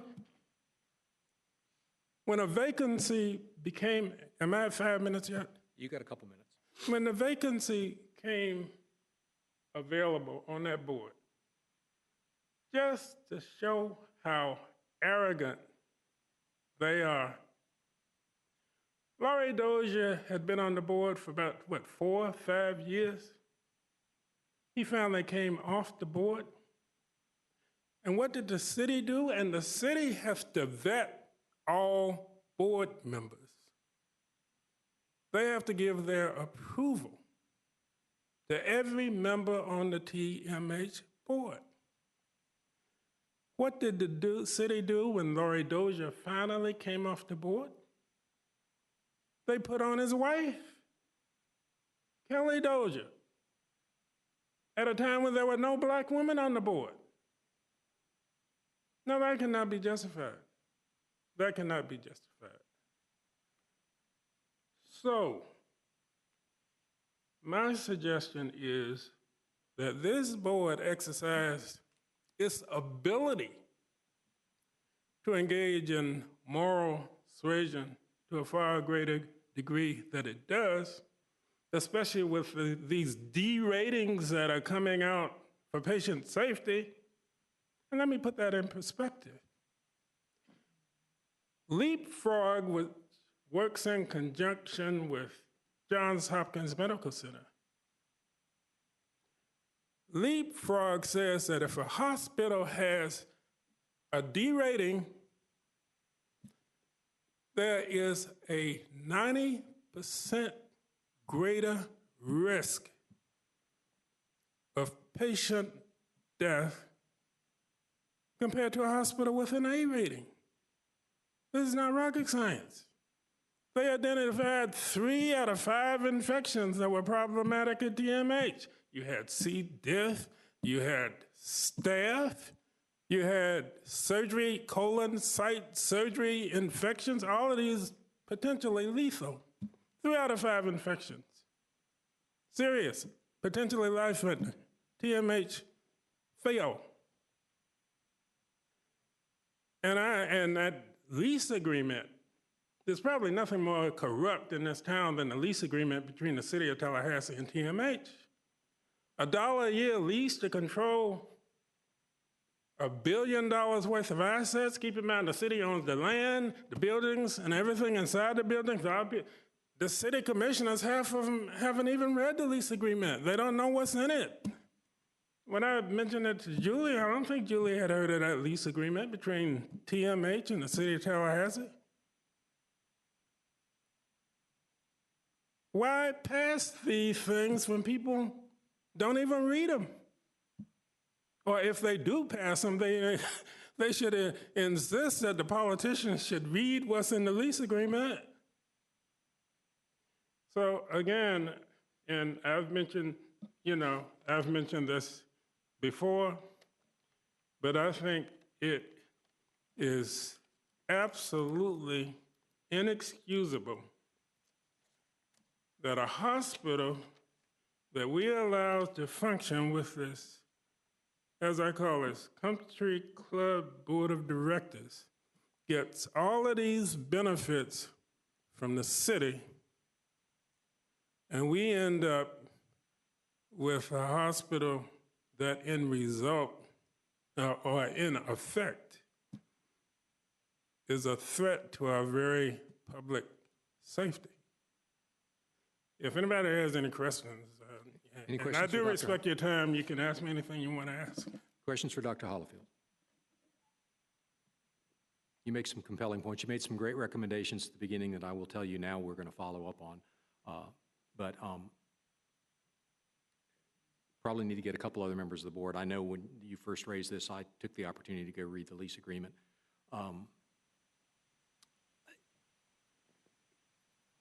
We struggle to find within our current jurisdiction, which is, remember, misuse of positions, about all we have. I think you make a compelling point about our use of moral suasion. But we will come back at this. I'll get it on an agenda in the future, and we'll see if we can get a little more information, documentation to members of the board. Thanks for your time. Thank you, Dr. Hollifield. With that, we're going to take a 15-minute break, so we'll come back at 5. We'll come back right just before 6. Just before. I can't tell what's on that.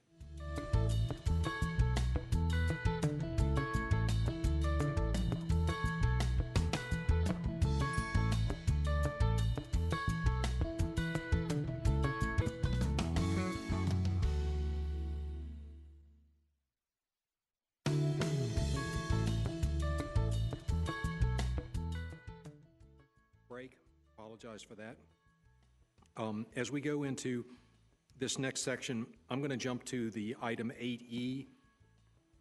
Mr. Currington, our prior board counsel, is going to, we have notebooks full of his opinions to us, which we're happy to make available to anyone that would want to geek out.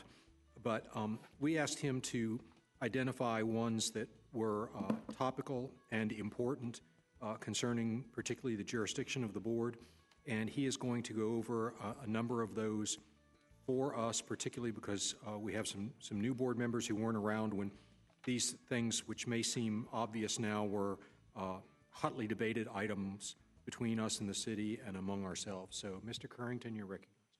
Thank you, Mr. Chair. Ladies and gentlemen of the board, it is my privilege tonight to try to illuminate some of my prior opinions that go back to the beginning of this board.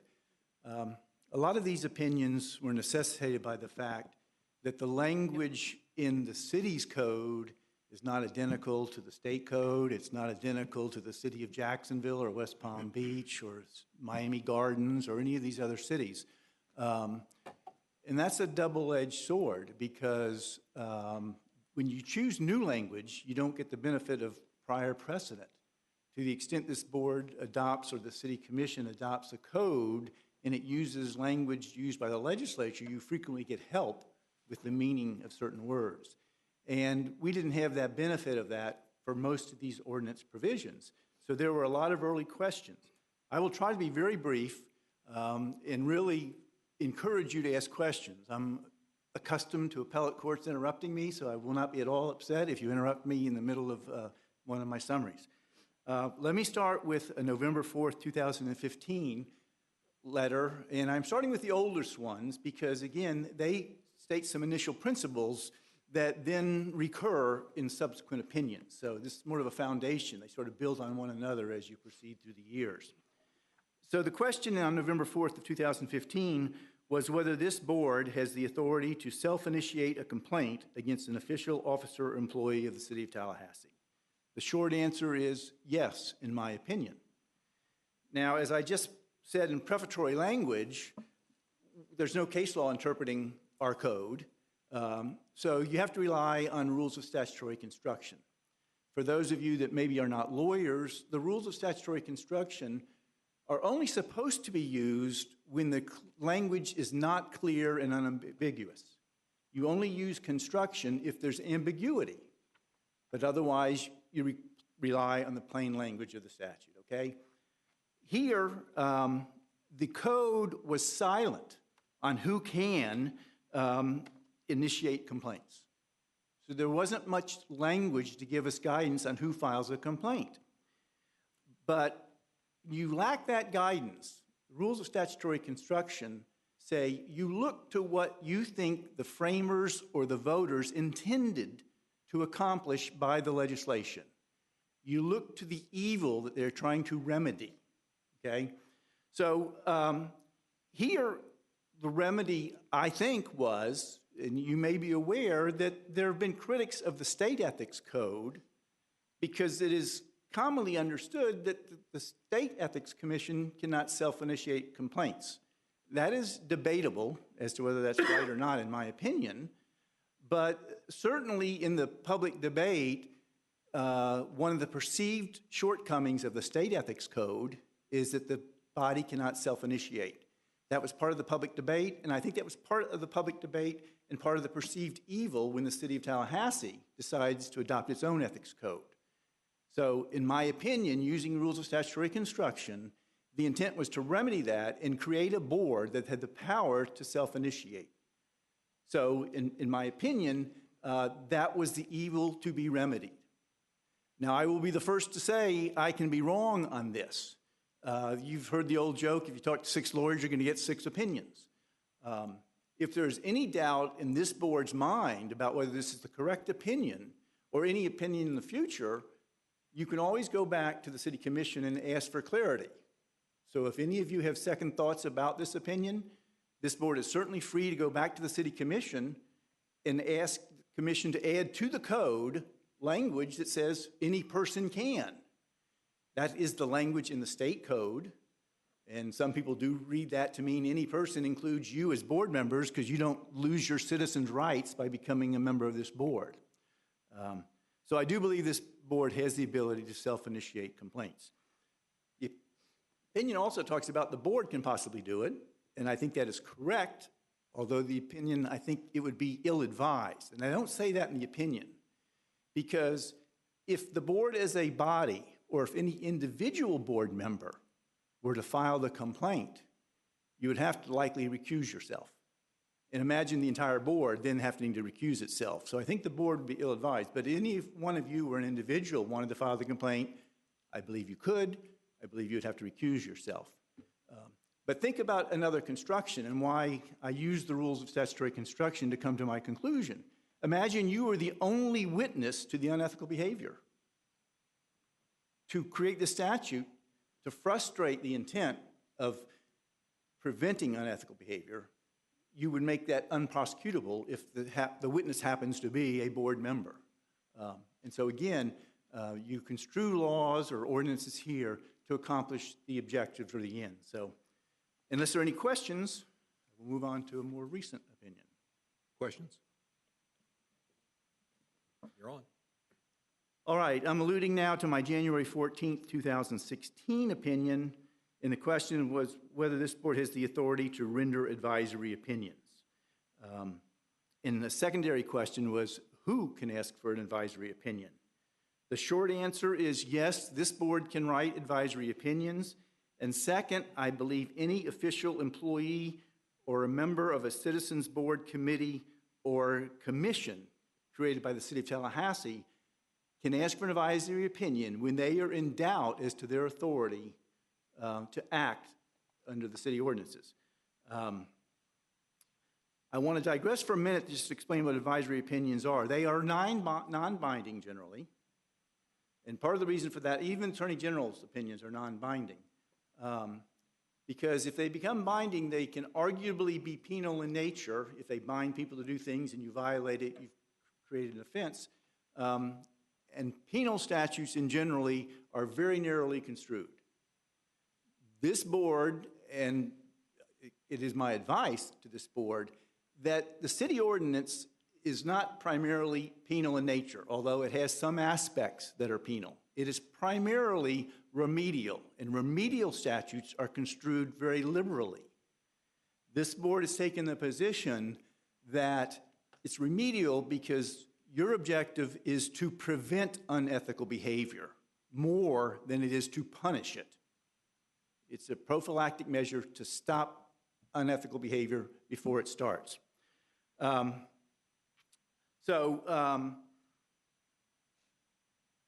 Again, relying on rules of statutory construction, municipalities, county commissions have home rule powers.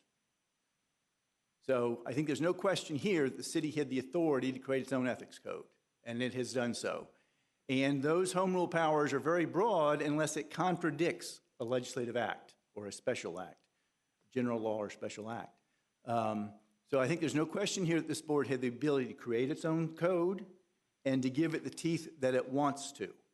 Again, that has to be done by the city commission, not this board. All you can do is make recommendations to the city commission.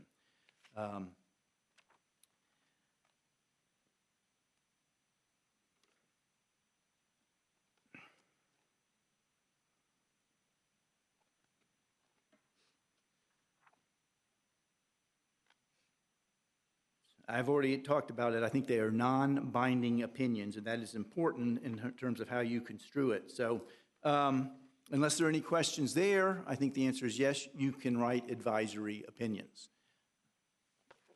Questions? Continue, please. Next, April 6, 2017, the question was asked whether this board has authority to pursue an alleged misuse of position. The answer at the time was no, very controversial. It is arguably moot now, so I'm not sure how far I want to get in this opinion. But let me digress for 1 minute. You are here to enforce the ethics code. You are not here to enforce the 10 Commandments or your religious views or morality or even good personnel practices. You are here to enforce the code as written. I know people hate to hear this, but if a city commissioner were to kill someone, that doesn't violate your ethics code. We all may say it violates the 10 Commandments, it violates my religious beliefs, but it's not in the code. The city commission could adopt a provision that says you don't kill anybody, but it has not. So recognizing your power is very limited, and that is only the teeth put into the code by the city commission is what you enforce. You're also not here to enforce personnel policies. So by way of example, if the city has a personnel policy against nepotism and a city commissioner violates that, they have violated the personnel policies. And it may be an HR issue, but the code does not have a prohibition against nepotism, and it would not be within this body's jurisdiction to deal with that. So at the time, there was no prohibition against misuse of public position. About a year ago, the City Commission, upon this board's recommendation, did adopt such a misuse of public position ordinance, put a tooth into the law, and so now this body does have the authority, and I think this opinion is moot. Again, are there any questions? But the logic here would extend to anything that people might say is logically an ethics violation, but it's not technically in the current city ordinance. So if we know misuse of position is in the ordinance now, but if you had you might say doing business with your own agency is an ethics violation. It is under the state law, but it's not in the ordinance. So the logic here would apply that we couldn't penalize somebody for doing business with their own agency as an ethics violation because it's not in the city ethics ordinance. Yes, that is correct. As frustrating as that is, if the 10 Commandments aren't in the code, you can't enforce the 10 Commandments.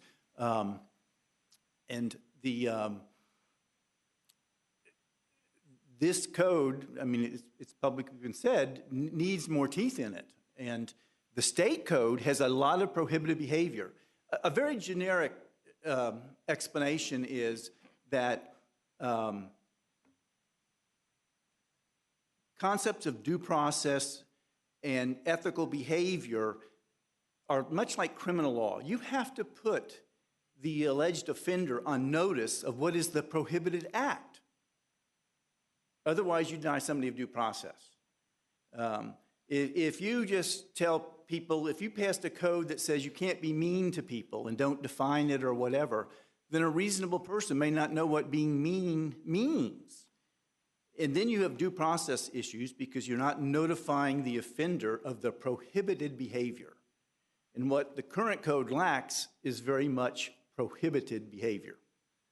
You may find things you want to adopt from the personnel office for the city. You may want to find things in Chapter 112 or the City of Jacksonville or Miami's codes. But right now, there are just not a lot of teeth in that code. But the logic is the same, Mr. Chair.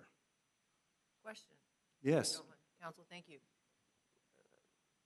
We discussed earlier during this meeting the fact that some of those that work with the board are kind of quasi-city employees, quasi-board employees, and whether we should in fact adopt the policies of the city of Tallahassee. If we adopted the policies of the city of Tallahassee, would they then be policies that we would have more authority to enforce? Well, that's an interesting question. I think it's a backdoor way. The charter amendment, when it was adopted, said this board makes recommendations to the city commission for adoption of a code. So my gut reaction is that the city commission has to take a vote saying this is a code adoption, not a personnel policy. Okay. Now, is it incorporation by reference, and maybe you could backdoor it, arguably, but it's not the clean way to do it. I think the board needs to decide what teeth you want in the law and ask the city commission to put those teeth in the law and not indirectly do it through adoption of some prior existing document. But it might work. It might work, but it's not clean to me. Thank you. Questions? Mr. Currington. All right, May 1st of 2017, this board asked whether a violation of the loyalty oath contained in Section 2-3 of the city's ethics code falls within the jurisdiction of the board. The answer was yes, it falls within the jurisdiction because it is in the code, but it also doesn't contain any prohibited activity. The loyalty oath is more of an aspirational goal. It's sort of like the Boy Scouts. I'll be clean, thrifty, brave, yada, yada, yada. It's an aspirational goal, but it does not identify prohibited behavior. The loyalty code doesn't say you shall not lie or you shall not cheat. If it had done that, then arguably we'd be putting people on notice of what the prohibited behavior is, and you'd have something enforceable. So the loyalty oath is under your jurisdiction, but in my judgment, it does not provide prohibited activity. Any questions?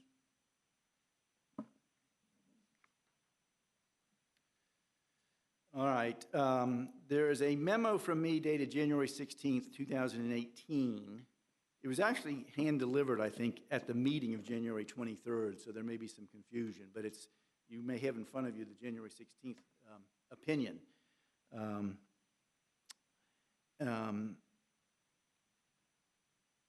And I was asked to, in essence, explain how I read the charter amendment.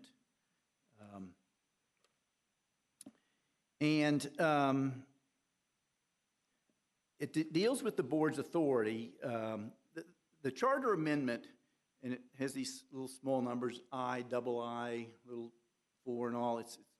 I hate that numbering system, but as an aside, this board has 2 very clear responsibilities. It's to manage a citywide ethics hotline, and it has authority to investigate complaints and to levy those civil penalties as may be authorized by the city commission for violation of the city's ethics code.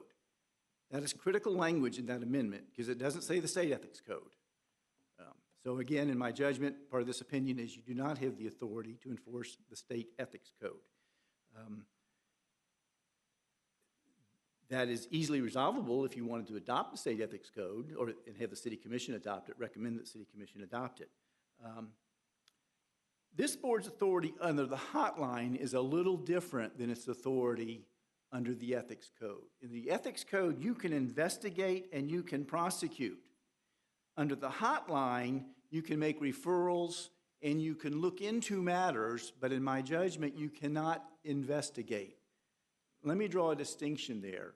To me, investigating is trying to prove yes or no, prove or disprove something. You're investigating to see who committed the crime or who didn't commit the crime. You have that authority with an ethics violation. On a hotline complaint, I don't think you have the authority to investigate because the charter didn't use the word investigate. I think you have the ability to clarify, and this may sound like splitting hairs, but in the current process for this board, Julie has to make a decision whether, if the allegations were true, would state a cause of action, and whether or not there should be a referral to another agency. Well, some of the complaints that come into the hotline are not very clear. So I think if you have the ethics officer talking to the complainant, assuming the complainant is known, and trying to clarify what they are actually alleging, I think that is within the power of this board, because you do have the authority under the charter amendment to make referrals to appropriate agencies. So you do need to determine whether the allegation is just an ethical problem or is it criminal. If you don't clearly know which it is, then I think you have the ability to clarify the complaint, and then so you can make the judgment independently whether to refer it to the state attorney's office or not. And if it's only an ethics issue, whether to refer it to the state ethics commission if it's not prohibited by your code. I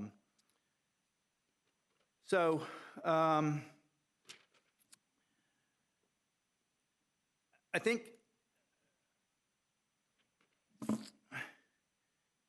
let me summarize it by saying, first and foremost, you have the ability to investigate, prosecute, adjudicate, and penalize violation of the city's code.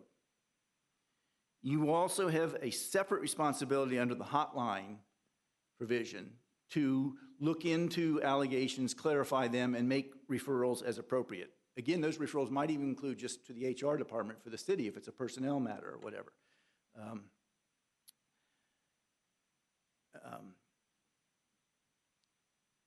Unless there are any questions, that's really all I have to say with respect to that opinion. Mr. Carrington? Yes. I believe there is language in our code referring to Chapter 112, saying, and I don't have it in front of me, it's in essence that it assumes 112 is followed, and what we have added in the city ethics code is additional rules and ordinances. Doesn't that make, in essence, Chapter 112 part of our ethics code? That is not my understanding, and I would not agree with that legally. Okay. Nowhere in the city's charter amendments or in the ethics code does the city commission say, we hereby adopt Chapter 112. It does not do that. Okay. And those kind of things cannot be by implication. It has to be an express adoption of the code, in my judgment. Did that answer your question? I think so. Like I said, I don't have it in front of me. I think it's something like it's understood that nothing that in our code is intended to go against Chapter 112. Yeah, there's a provision in 112 that says local ordinances can go beyond and have additional requirements. So from the perspective of city officials, to the extent that they're bound by 112, that the complaints against them would go before the state commission. Any complaint that would come before us would have to be a violation not of 112, but a violation of the city's ethics ordinance. So you can violate 112 and we would have no jurisdiction. But both our language and the state law says is that they're not intended to be inconsistent. And we could not, for instance, propose, well, we should not propose, and the city commission could not pass an ordinance that would be less restrictive than Chapter 112, but it can be more restrictive. I would agree 100% with what the chair said. 112 clearly says local government, under its home rule power, can make stricter standards, but they cannot undermine, they cannot contradict state statute or special acts. And that's why, I guess the proof is sort of in the pudding. If you looked at the numbers on the complaint and the hotline, 99% of what this board has done is to say we lack jurisdiction. And that wouldn't have been the case on some of these complaints.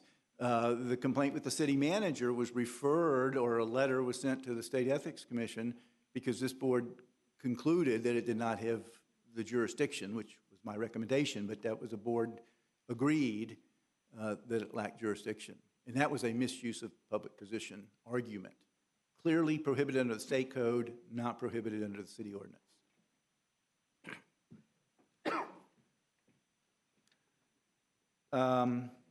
The last question is a March 29th, 2018 jurisdictional question, whether this board can file a sworn ethics complaint with the Florida Commission on Ethics. The short answer is this body can file a complaint, and as can individual members. Again, the state ordinance, the state statute says any person can file a complaint. And again, you don't lose your personhood or your citizenship by sitting on this board. So an individual member could file a sworn complaint with the Commission on Ethics. I also think the individual could file it with this board, assuming it states the cause of action. You could do either one. If you do it with this board, I think the board member would have to recuse themselves.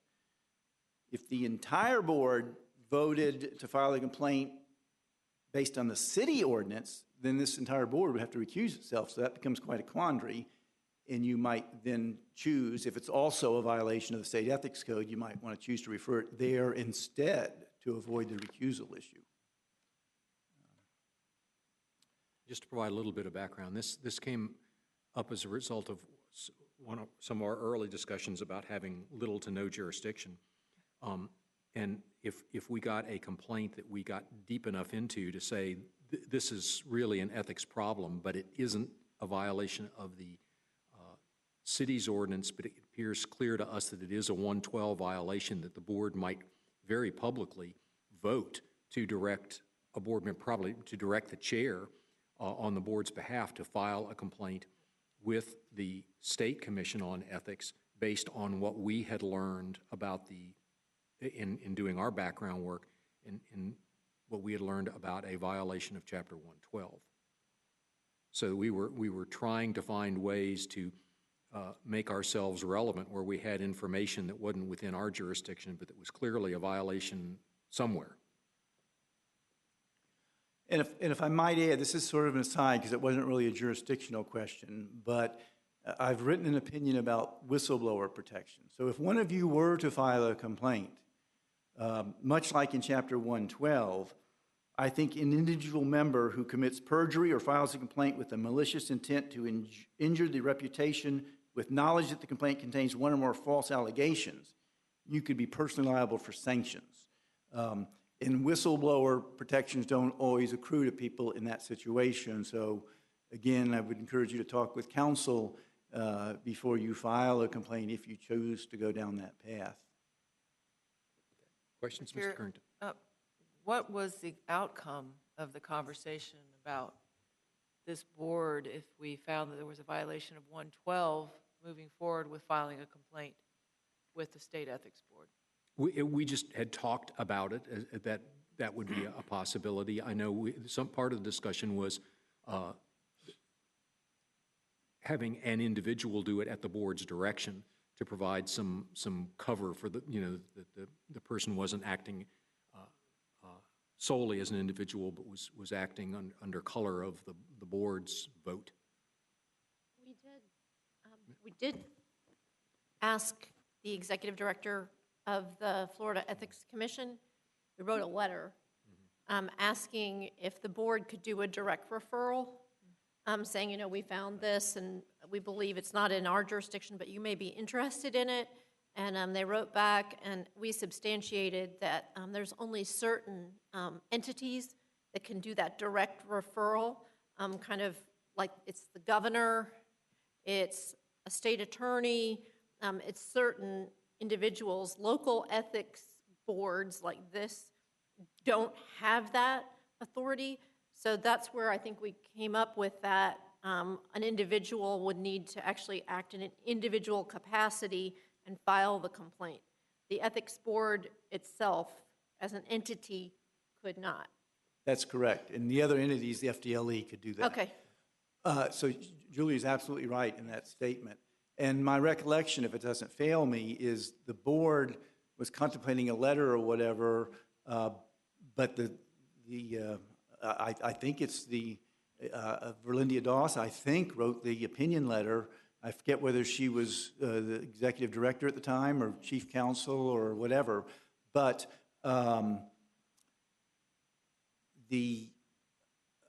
I think what happened in the city manager case was Another a private complainant, citizen then filed the complaint and sort of mooted it out because it became in the jurisdiction of the state commission. And in that case, we didn't have jurisdiction because the events had occurred prior to we might have had jurisdiction under the ordinance that existed at the time, but the events complained about happened prior to the adoption of the ordinance, and so we couldn't reach back to them. But as Mr. Currington says, that was corrected for us by the private. Yeah, and I think John's going to address that now in the future, I guess, that prospective, all these things are prospective application. Right. You know, retroactive application creates serious constitutional concerns. Okay, other questions of Mr. Currington?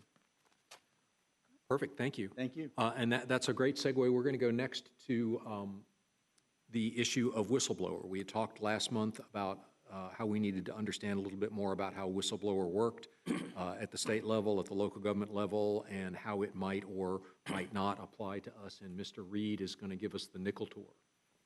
Okay, do I need the clicker? Oh, okay. It's down there. Is it down there?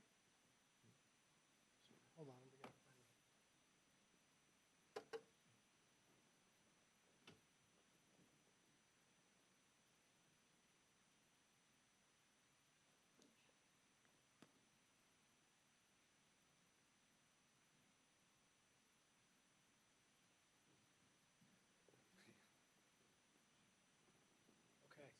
Oh, let me mention that Mr. Ray is excused from the second half of the meeting. He had a situation at home that he had to attend to. So let me just get that on the record.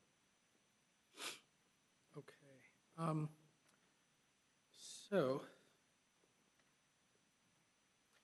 So wanted to address federal and state whistleblower protections and then how that incorporated here at the local level. So the city of Tallahassee accepts federal grant money, so we are subject to whistleblower protection within the applicable statute. The statute is 41 USC, section 4712, and essentially is, and I put the language exactly as it appears in the federal code, an employee of a grantee, I eliminated any extraneous language, may not be discharged, demoted, so it protects them against retaliation if they were to report what they determined to be wrongdoing.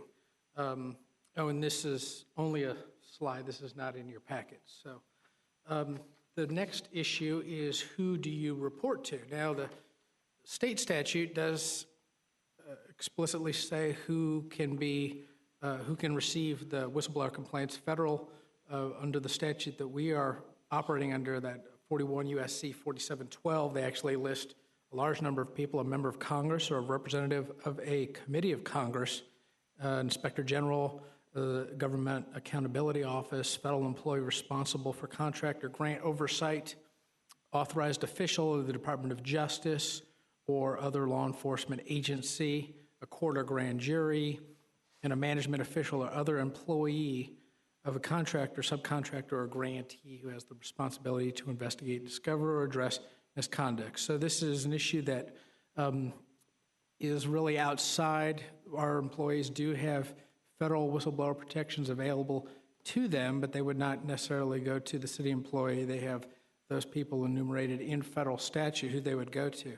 Now, where we would more likely see whistleblower issues is Florida's Public Whistleblowers Act, and this is found in sections 112.3187 et sec, and that's actually 4 sections of statute. It's 3187, 3188, 3189, and 31895.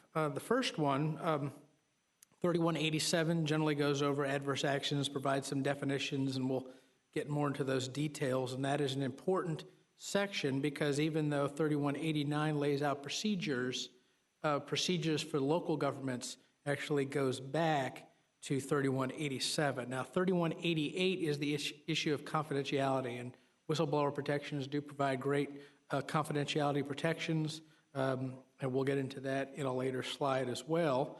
Like I said, 3189 deals with the investigative procedures, then the 3189.5 deals with the prohibited retaliatory acts that are barred under the statute. So the next slide is we'll go right into 112, 3187. This provides some important definitions. I didn't include everything, but what I did provide is the definition of agency. It means any state, regional, county, local, or municipal government entity, any official, officer, department, division, bureau, commission, authority, or political subdivision therein, or any public school, community college, or state university. So clearly we fall within the statute.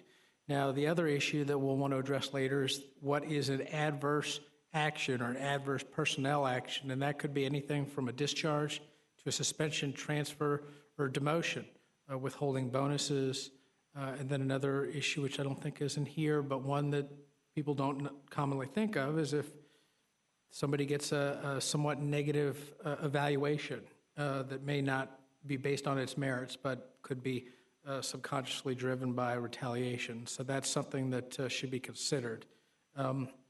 Also, we discussed the officials responsible for receiving whistleblower complaints.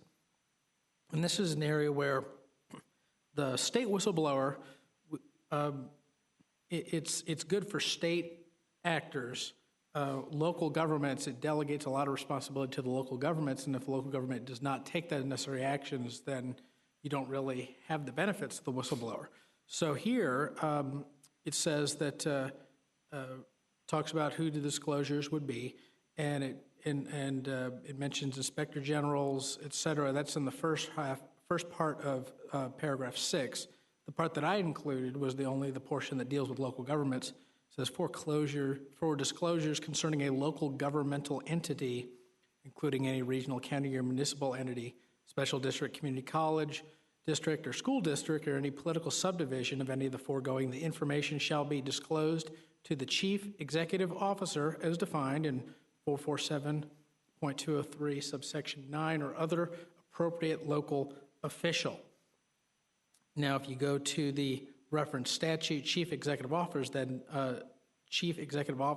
defined as the governor, public employers, and other public employers elected or appointed who is responsible to the legislative body of the public employer for the administration of the governmental affairs of the public employer. So for the city of Tallahassee, that would be the city manager, and that is, I think, based on what is included in your packet, is an email from, I think, the HR department for the city that does state that that is the individual who would accept whistleblower complaints here in the city of Tallahassee. Now, the procedures for local employees are to be created by ordinance or contract. Any local public employee protected by this section may file a complaint with the appropriate local governmental authority if that authority has established by ordinance an administrative procedure for handling such complaints or is contracted with the Division of Administrative Hearings under 120.65 to conduct hearings under the section. From what I can understand, there is no ordinance in Tallahassee that sets up these administrative procedures, and I'm not aware of any contract with DOA to do the same. The next paragraph of the administrative procedures created by ordinance must provide for the complaint to be heard by a panel of impartial persons appointed by the appropriate local governmental authority. Again, that's not applicable here because there is no local ordinance on the matter. If the local governmental authority is not established an administrative procedure by ordinance or contract, a local public employee may, within 180 days after the action prohibited by this section, bring a civil action in a court of competent jurisdiction. So why that's significant is if procedures were set up by ordinance, if somebody had a potential retaliation claim, they would be required to follow the procedures set forth, and they would have to do what's called exhausting your administrative remedies before they would have the ability to go to the circuit court. But due to the lack of the procedures here at the local level, if somebody did feel they were retaliated because they engaged in a protected activity, they would be able to just walk across the street and file a complaint without bringing it to through the whistleblower chain. Oh, I didn't change the slide. I'm sorry. Okay, so well, just take what I said. That's what was up there. Okay. The next slide is strict confidentiality. This is the next section, 3188. Essentially, the name or identity of the individual cannot be disclosed. If the person comes forward in good faith to the chief executive officer that an employee or agent of an agency or independent contractor, and then there's two incidents they cite in 3188, has violated or is suspected of having violated any federal, state, or local law, rule, or regulation, thereby creating and presenting a substantial and specific danger to the public's health, safety, or welfare, or, and then the one that we commonly hear of, has committed an act of gross mismanagement, malfeasance, misfeasance, gross waste of public funds, or gross neglect of duty. And that's in subsection 1 of that 3188. Can be the first one you commonly hear people raising complaints about. The second, usually the misfeasance or malfeasance. Also in 3188, we talk about when the name and identity of the individual can be disclosed. There are really only 3 instances when the name and identity can be disclosed. One, if you have written consent, and the statute explicitly states that the consent must be written. Second is if the disclosure is necessary to prevent a substantial or specific danger to the public's health, safety, or welfare, or to prevent the imminent commission of a crime. Or 3, if the disclosure is unavoidable and absolutely necessary during the course of an audit, evaluation, or investigation. So those are really the 3 ways. Typically, you get usually a written waiver from the complainant. It kind of helps with the investigative process because your hands are usually a little bit tied. And, I've actually had to deal with that in a case. Section 3189 and 3189.5 are the administrative procedures set forth. And again, as I said before, these specifically apply to state employees and state agencies, so this is really not applicable here. Again, I would reference, and I think at the very bottom, may be hard to read, but I think you're on your screens, within 60 days after the action, and this is if we had it in ordinance, they would have to, within 60 days, have to bring it to the individual designated to receive the complaint. So that's where that lies, and that's referencing back to 3187, and that's subsection 8, paragraph B. So that's the construction of the statute, and that's how it applies to the city. And as I mentioned, we don't really have much whistleblower protection here because the procedures aren't established by ordinance, but they could be. And then that would create that structure here. At this point, they could simply just go to circuit court. Now, if they were to go to circuit court, and I guess the next step, and I don't know if this is more than what the board wanted, but what do they need to do to prove a whistleblower's claim? And a prima facie claim of whistleblower retaliation consists of 3 elements. 1, that the person engaged in a protected activity. 2, that there was an adverse action. And 3, there's a causal connection. Now, the protected activity is the employee made one of 2 disclosures, and this is explicitly listed in 3187. Any violation of suspected violation, and this is what we said, the misfeasance, malfeasance, what we discussed before. So if they make a disclosure dealing with those 2 issues, then they've engaged in the protected activity. The next issue to decide is whether there's an adverse action that was taken, any action that adversely alters the terms and conditions of the employee's employment. And that could, such action could include, but it's not limited to termination, disciplinary action, demotion, denial of raises or bonuses, transfers, negative evaluations, et cetera.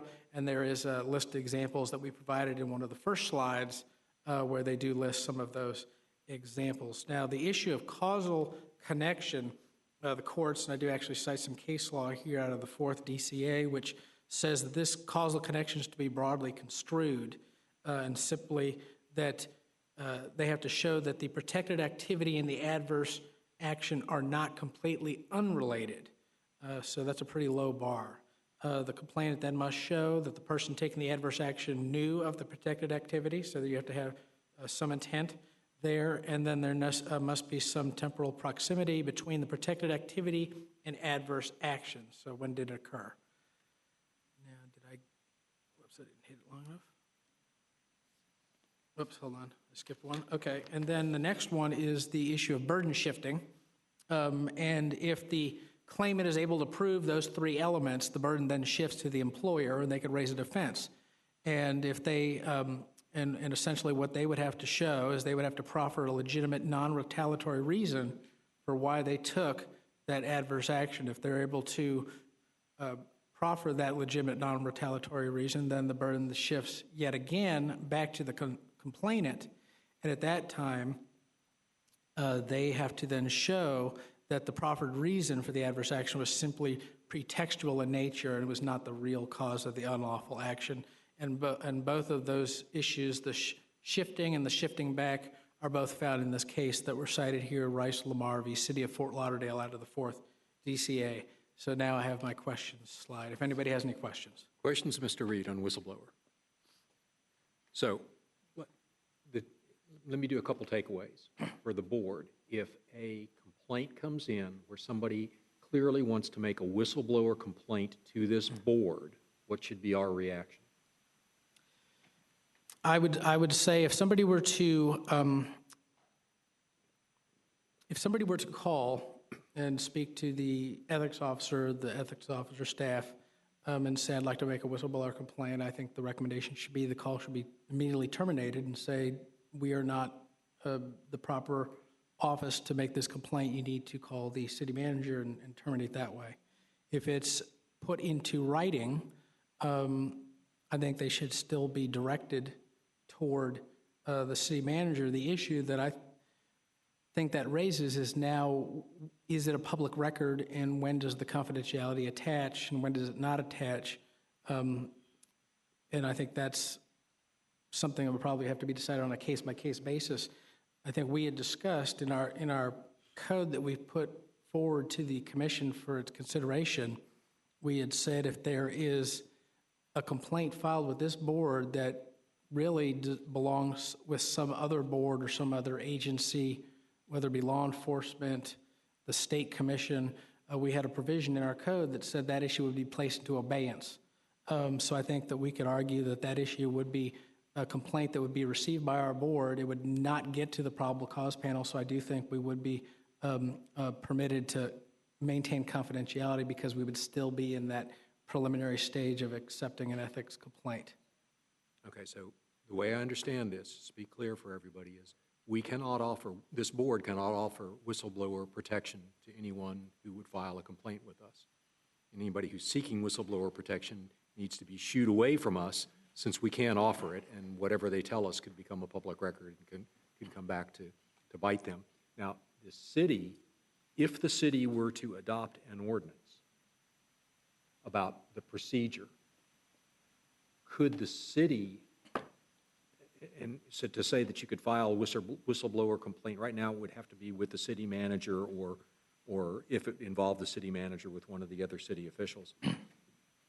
If they did an ordinance that had more policy, that had more of a procedure, could that ordinance allow this board to accept complaints and offer whistleblower protection, in your view?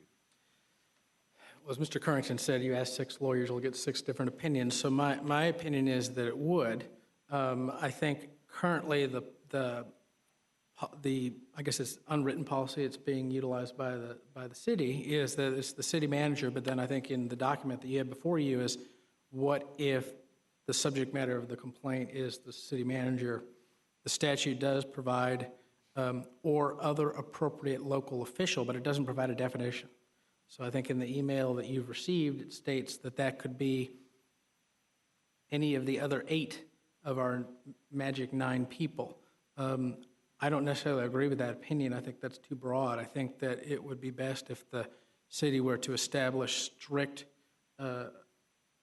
strict guidelines on who can accept, who cannot accept, so, because that leaves a little too much wiggle room. Where the statute gives local governments authority to adopt policies on whistleblower, to define the procedure.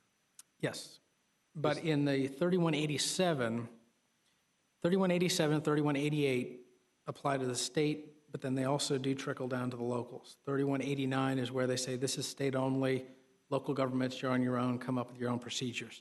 3187 is where it states who you could disclose your complaint to, and it says the information shall be disclosed to the chief executive officer as defined in section 447.203 subsection 9 or other appropriate local official. And in that case, it doesn't say what an appropriate local elected official. Now, the city has interpreted that term to mean all elected and appointed officials with the exception of the city manager, if the city manager is the subject of the complaint. If he is not, then he would be the sole individual responsible for taking the complaint. Where the statute gives authority to local governments to adopt policies on whistleblowers, does it say in what manner do they have to do? Is that by policy? Is it by ordinance? Does the statute say? It's preferred. There is a case where there was a school board that adopted a policy and they went and said, well, this technically was not an ordinance, and the court said, well, they're a school board, so that's as good as they get. But the statute does explicitly say ordinance. And I think that's, and then the procedure, if you go to the state and you look at, there's a preliminary investigation where your appropriate official does an initial investigation and just makes a determination on whether the person's a whistleblower or not. You often hear on the news the person got whistleblower protection. Somebody has to make that initial determination, and then after that they do a second investigation to determine what wrongdoing has taken place. And at this point, there is no procedure to do that initial determination on whether the person is a true whistleblower. So y'all forgive me here, but I'm just trying to make sure I understand. So if the city wanted, if the board wanted to be able to offer whistleblower protection, the city would have to adopt an ordinance that extended Yes. authority to us to be able to receive whistleblower complaints. Am I saying that right? Yes. Okay. Okay. So I will clarify that when folks call me, I am quick to say that I am not the whistleblower hotline and that I cannot provide them with those protections. And in fact, I think I say that when I first start talking. So, and it's repeated. Okay. So that's how I'm handling it now. okay, so everybody understands where we are or where we aren't on whistleblower. I know we're running out of time. Has there been a conversation ever at the city of Tallahassee level about adopting whistleblower, an ordinance? Maybe that's a conversation. Yeah, not that I'm aware of. Pardon? Not that I'm aware The of. fact that we got this back that says, you know, they have the written statement about the federal law, and then they have a policy statement that's enunciated in the email, but that doesn't refer to an ordinance. So we're assuming there, and as far as we know, there is no ordinance, which is what under state law you'd have to do to lay out the detail. The only issue to me is, well, one, the city and how it deals with whistleblowers is one thing, but this board and our ability to offer whistleblower protection, I think it would be, to me, the most immediate issue. Right, and that would be, our authority to do so would be generated by an ordinance by the city of Tallahassee that included us as a body that could offer whistleblower protection. Okay. Well, is that something we want to consider discussing as an option? I'm seeing some people nodding. Let's put it on next month's agenda. Maybe we draft a short letter that says, if and when you do an ordinance on whistleblower, we sure would appreciate if you'd consider putting us in there as being able to offer whistleblower protection, because we think it's consistent with the Absolutely. the charter amendment. And I think it also is consistent with our independent status, because the challenge for someone who wishes to, wishes to bring forward concerns is they're afraid. So they're afraid to do so. They're afraid for their job, for they're losing their job, or the potential backlash at the work site. So I think we would be the body that would most likely be a place where someone would feel that they would be received in an independent manner and be able to have more confidence to move forward with a whistleblower concern. Okay. So we're not going to do that as a motion, but we will have it on the next agenda, and we'll have a draft for people to look at, and if it's something the board's comfortable with, and we'll move forward. And I know we're running out of time, but one thing that is really, I think we're at this point, I would like to have some idea. We have lots of things out there that are being considered right now. For instance, do we know when the City of Tallahassee Commission is considering taking up our ethics ordinances? Do we know? Ms. O'Keefe has a comment. Yes, ma'am. First of Oh, all, ma'am, we're so formal. oh, first of all, I know it's 7 o'clock. First of all, there was an, Ms. Graham moves we extend to the I just think it would be nice to discussion. wrap this up and have some And- clarity on and- what we're going to be doing moving forward, so we can bring this Right. all in for a landing, which I think is important to do. So that's the motion, Ms. Mo- McNeil. that's my Seconds, all in favor, motion say for aye. Aye, 15 opposed, minutes no. at the So most. we're Okay. extended till the end of this discussion. Okay. I first want to clarify publicly that there was an interview that I gave on WFSU yesterday to somebody, and they falsely said that the commission would consider our recommendations on June the 18th. That was incorrect information. That didn't come from me. There was confusion because the county is adopting or considering adoption of an ethics code. They're considering theirs on June 18th. So if you see a news story that says the city commission is considering it on June 18th, that's incorrect, and now they've corrected the story. The second part of that, as to when you can expect this to come before the commission, is an open question. I have discussed this with city staff, and they want to have the commission and mayor fully briefed and prepared. So I was told that it would be months. Okay. I don't know how many months. Well, what months during the summer does the city commission, they do not meet some months during the summer? When is their break? It's August, right? Yes, Yes. only August. Just August, okay. Okay, so we have only June and July. We have 2 more months for them potentially to take this up before they break for August, before we head into the fall. And then the other big thing they have to do is the budget, because the fiscal year ends at the end of September. Well, hopefully we can get some clarity on that. If someone could, It's going to come from the city attorney's office as an Okay. agenda item, so they are going to be the ones that take the lead okay, on it. okay. So that's the word I got. And then on the other issues that we've addressed tonight, the bylaws, the procedures, policies, what is the timeline on that for us to deal with getting those approved? Well, those are solely within our bailiwick. That's right, Yep. yep. And we will have hopefully a comprehensive drafts of those at the next meeting. Okay. And it'll be up to the board if everyone is comfortable with those. And there may be some, depending on what comments we get from everybody, there may be some places where we have 2 alternative ways to address an issue. So we'll have both of those before you. If there are things that are in, comments that we get that are in conflict with each other, if the board is comfortable, we could adopt those at the next meeting, and we would be done. If not, it would push back to, we would treat that as our second draft, get everything in final shape and vote in July, but quickly would be the answer. The reason I'm asking these questions is I think we owe it to the city of Tallahassee to at some point be doing what I think we're all moving towards, which is, and I saw it in our council's notes, that a new day for this board.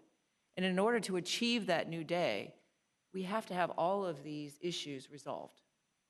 And until we can get to the point where we have not just the bylaws and the procedures and the policies, but the ethics ordinance, the new ethics ordinance in place, we really can't move forward, as I know that the city of Tallahassee would like us to do. So I'm hoping that we can I'm not talking about the City of Tallahassee Commission, I'm talking about the community, the citizens of the City of Tallahassee. So in addition to those questions, I also want to commend the Vice Chair for your 2 points you made during this meeting. I think we do need to address, and I don't want to have a chilling effect on our citizenry and their right to come and speak to us, but we do need to start putting into place, I believe, some parameters, whether it's jurisdictional parameters, whether it's time limit parameters, whether it's agenda parameters, that you're speaking to items on the agenda, out of respect for the board, out of respect for our responsibilities. I think we need to do that. And last, I think the issues of the ethics officer, which we addressed several meetings ago, I believe, at this point, that is part of bringing this all in for a landing, so that we can all, when all of these different components come together and we have the new day of the board, that there's not anything outstanding, that anyone who appears before this board or anyone who is concerned with ethics in Tallahassee and sees us as the board that's addressing those issues could continue to raise a question mark about. So that, I just wanted to lay out what my goals are, and I hope we can at some point identify a date, whatever date in the future that date is, that we can walk away from the close of a meeting knowing that we don't have any outstanding issues, and we can do the job that the charter and those that fought hard to get this independent ethics board established want us to do. All right. There you go. Any other comments? Mr. Payne? I will be brief, but to extend what Ms. Graham has said, and while Mr. Curington's report is fresh in all of our minds, he made it pretty clear that anything in Chapter 112 is out of our jurisdiction, pretty much. But it also, it seems to me one of the most common complaints that have been directed at this board is the common refrain that we don't have jurisdiction. But it seemed like it could be an option, I may be totally wrong, but if we inserted an additional ordinance amendment, of course, which would have to be after the current one, if we had a line or a paragraph that says Chapter 112 is hereby adopted as part of the City of Tallahassee Ethics Code, then that would, in essence, make us have jurisdiction over any violations. Is that a possibility? Yeah, it certainly is possible. I can tell you that in the recommendations that we made in the original Blue Sky list, we had gone through all of the provisions of 112, identified each of them, and put them or something similar, in most cases more restrictive, on our list. And as we squeeze that list down, we have in our recommendations, we would capture the vast majority of the 112 ethics provisions. I don't think there's anything of significance that we would not be able to address. Now, in most of the cases, we've got it narrower. We have it applying to a broader group of people, whatever. But we did look at all of the provisions in 112 as we were completing the task that we completed last month.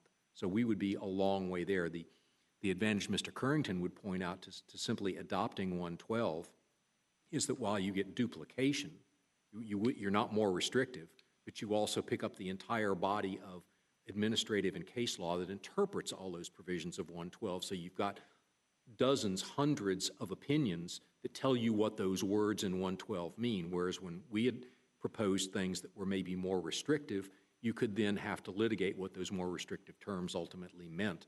But it would give us, in many of those provisions, something actually more strict than the State Commission on Ethics has. Okay. Questions? Comments? Next meeting in a month. We will see you then. We are adjourned.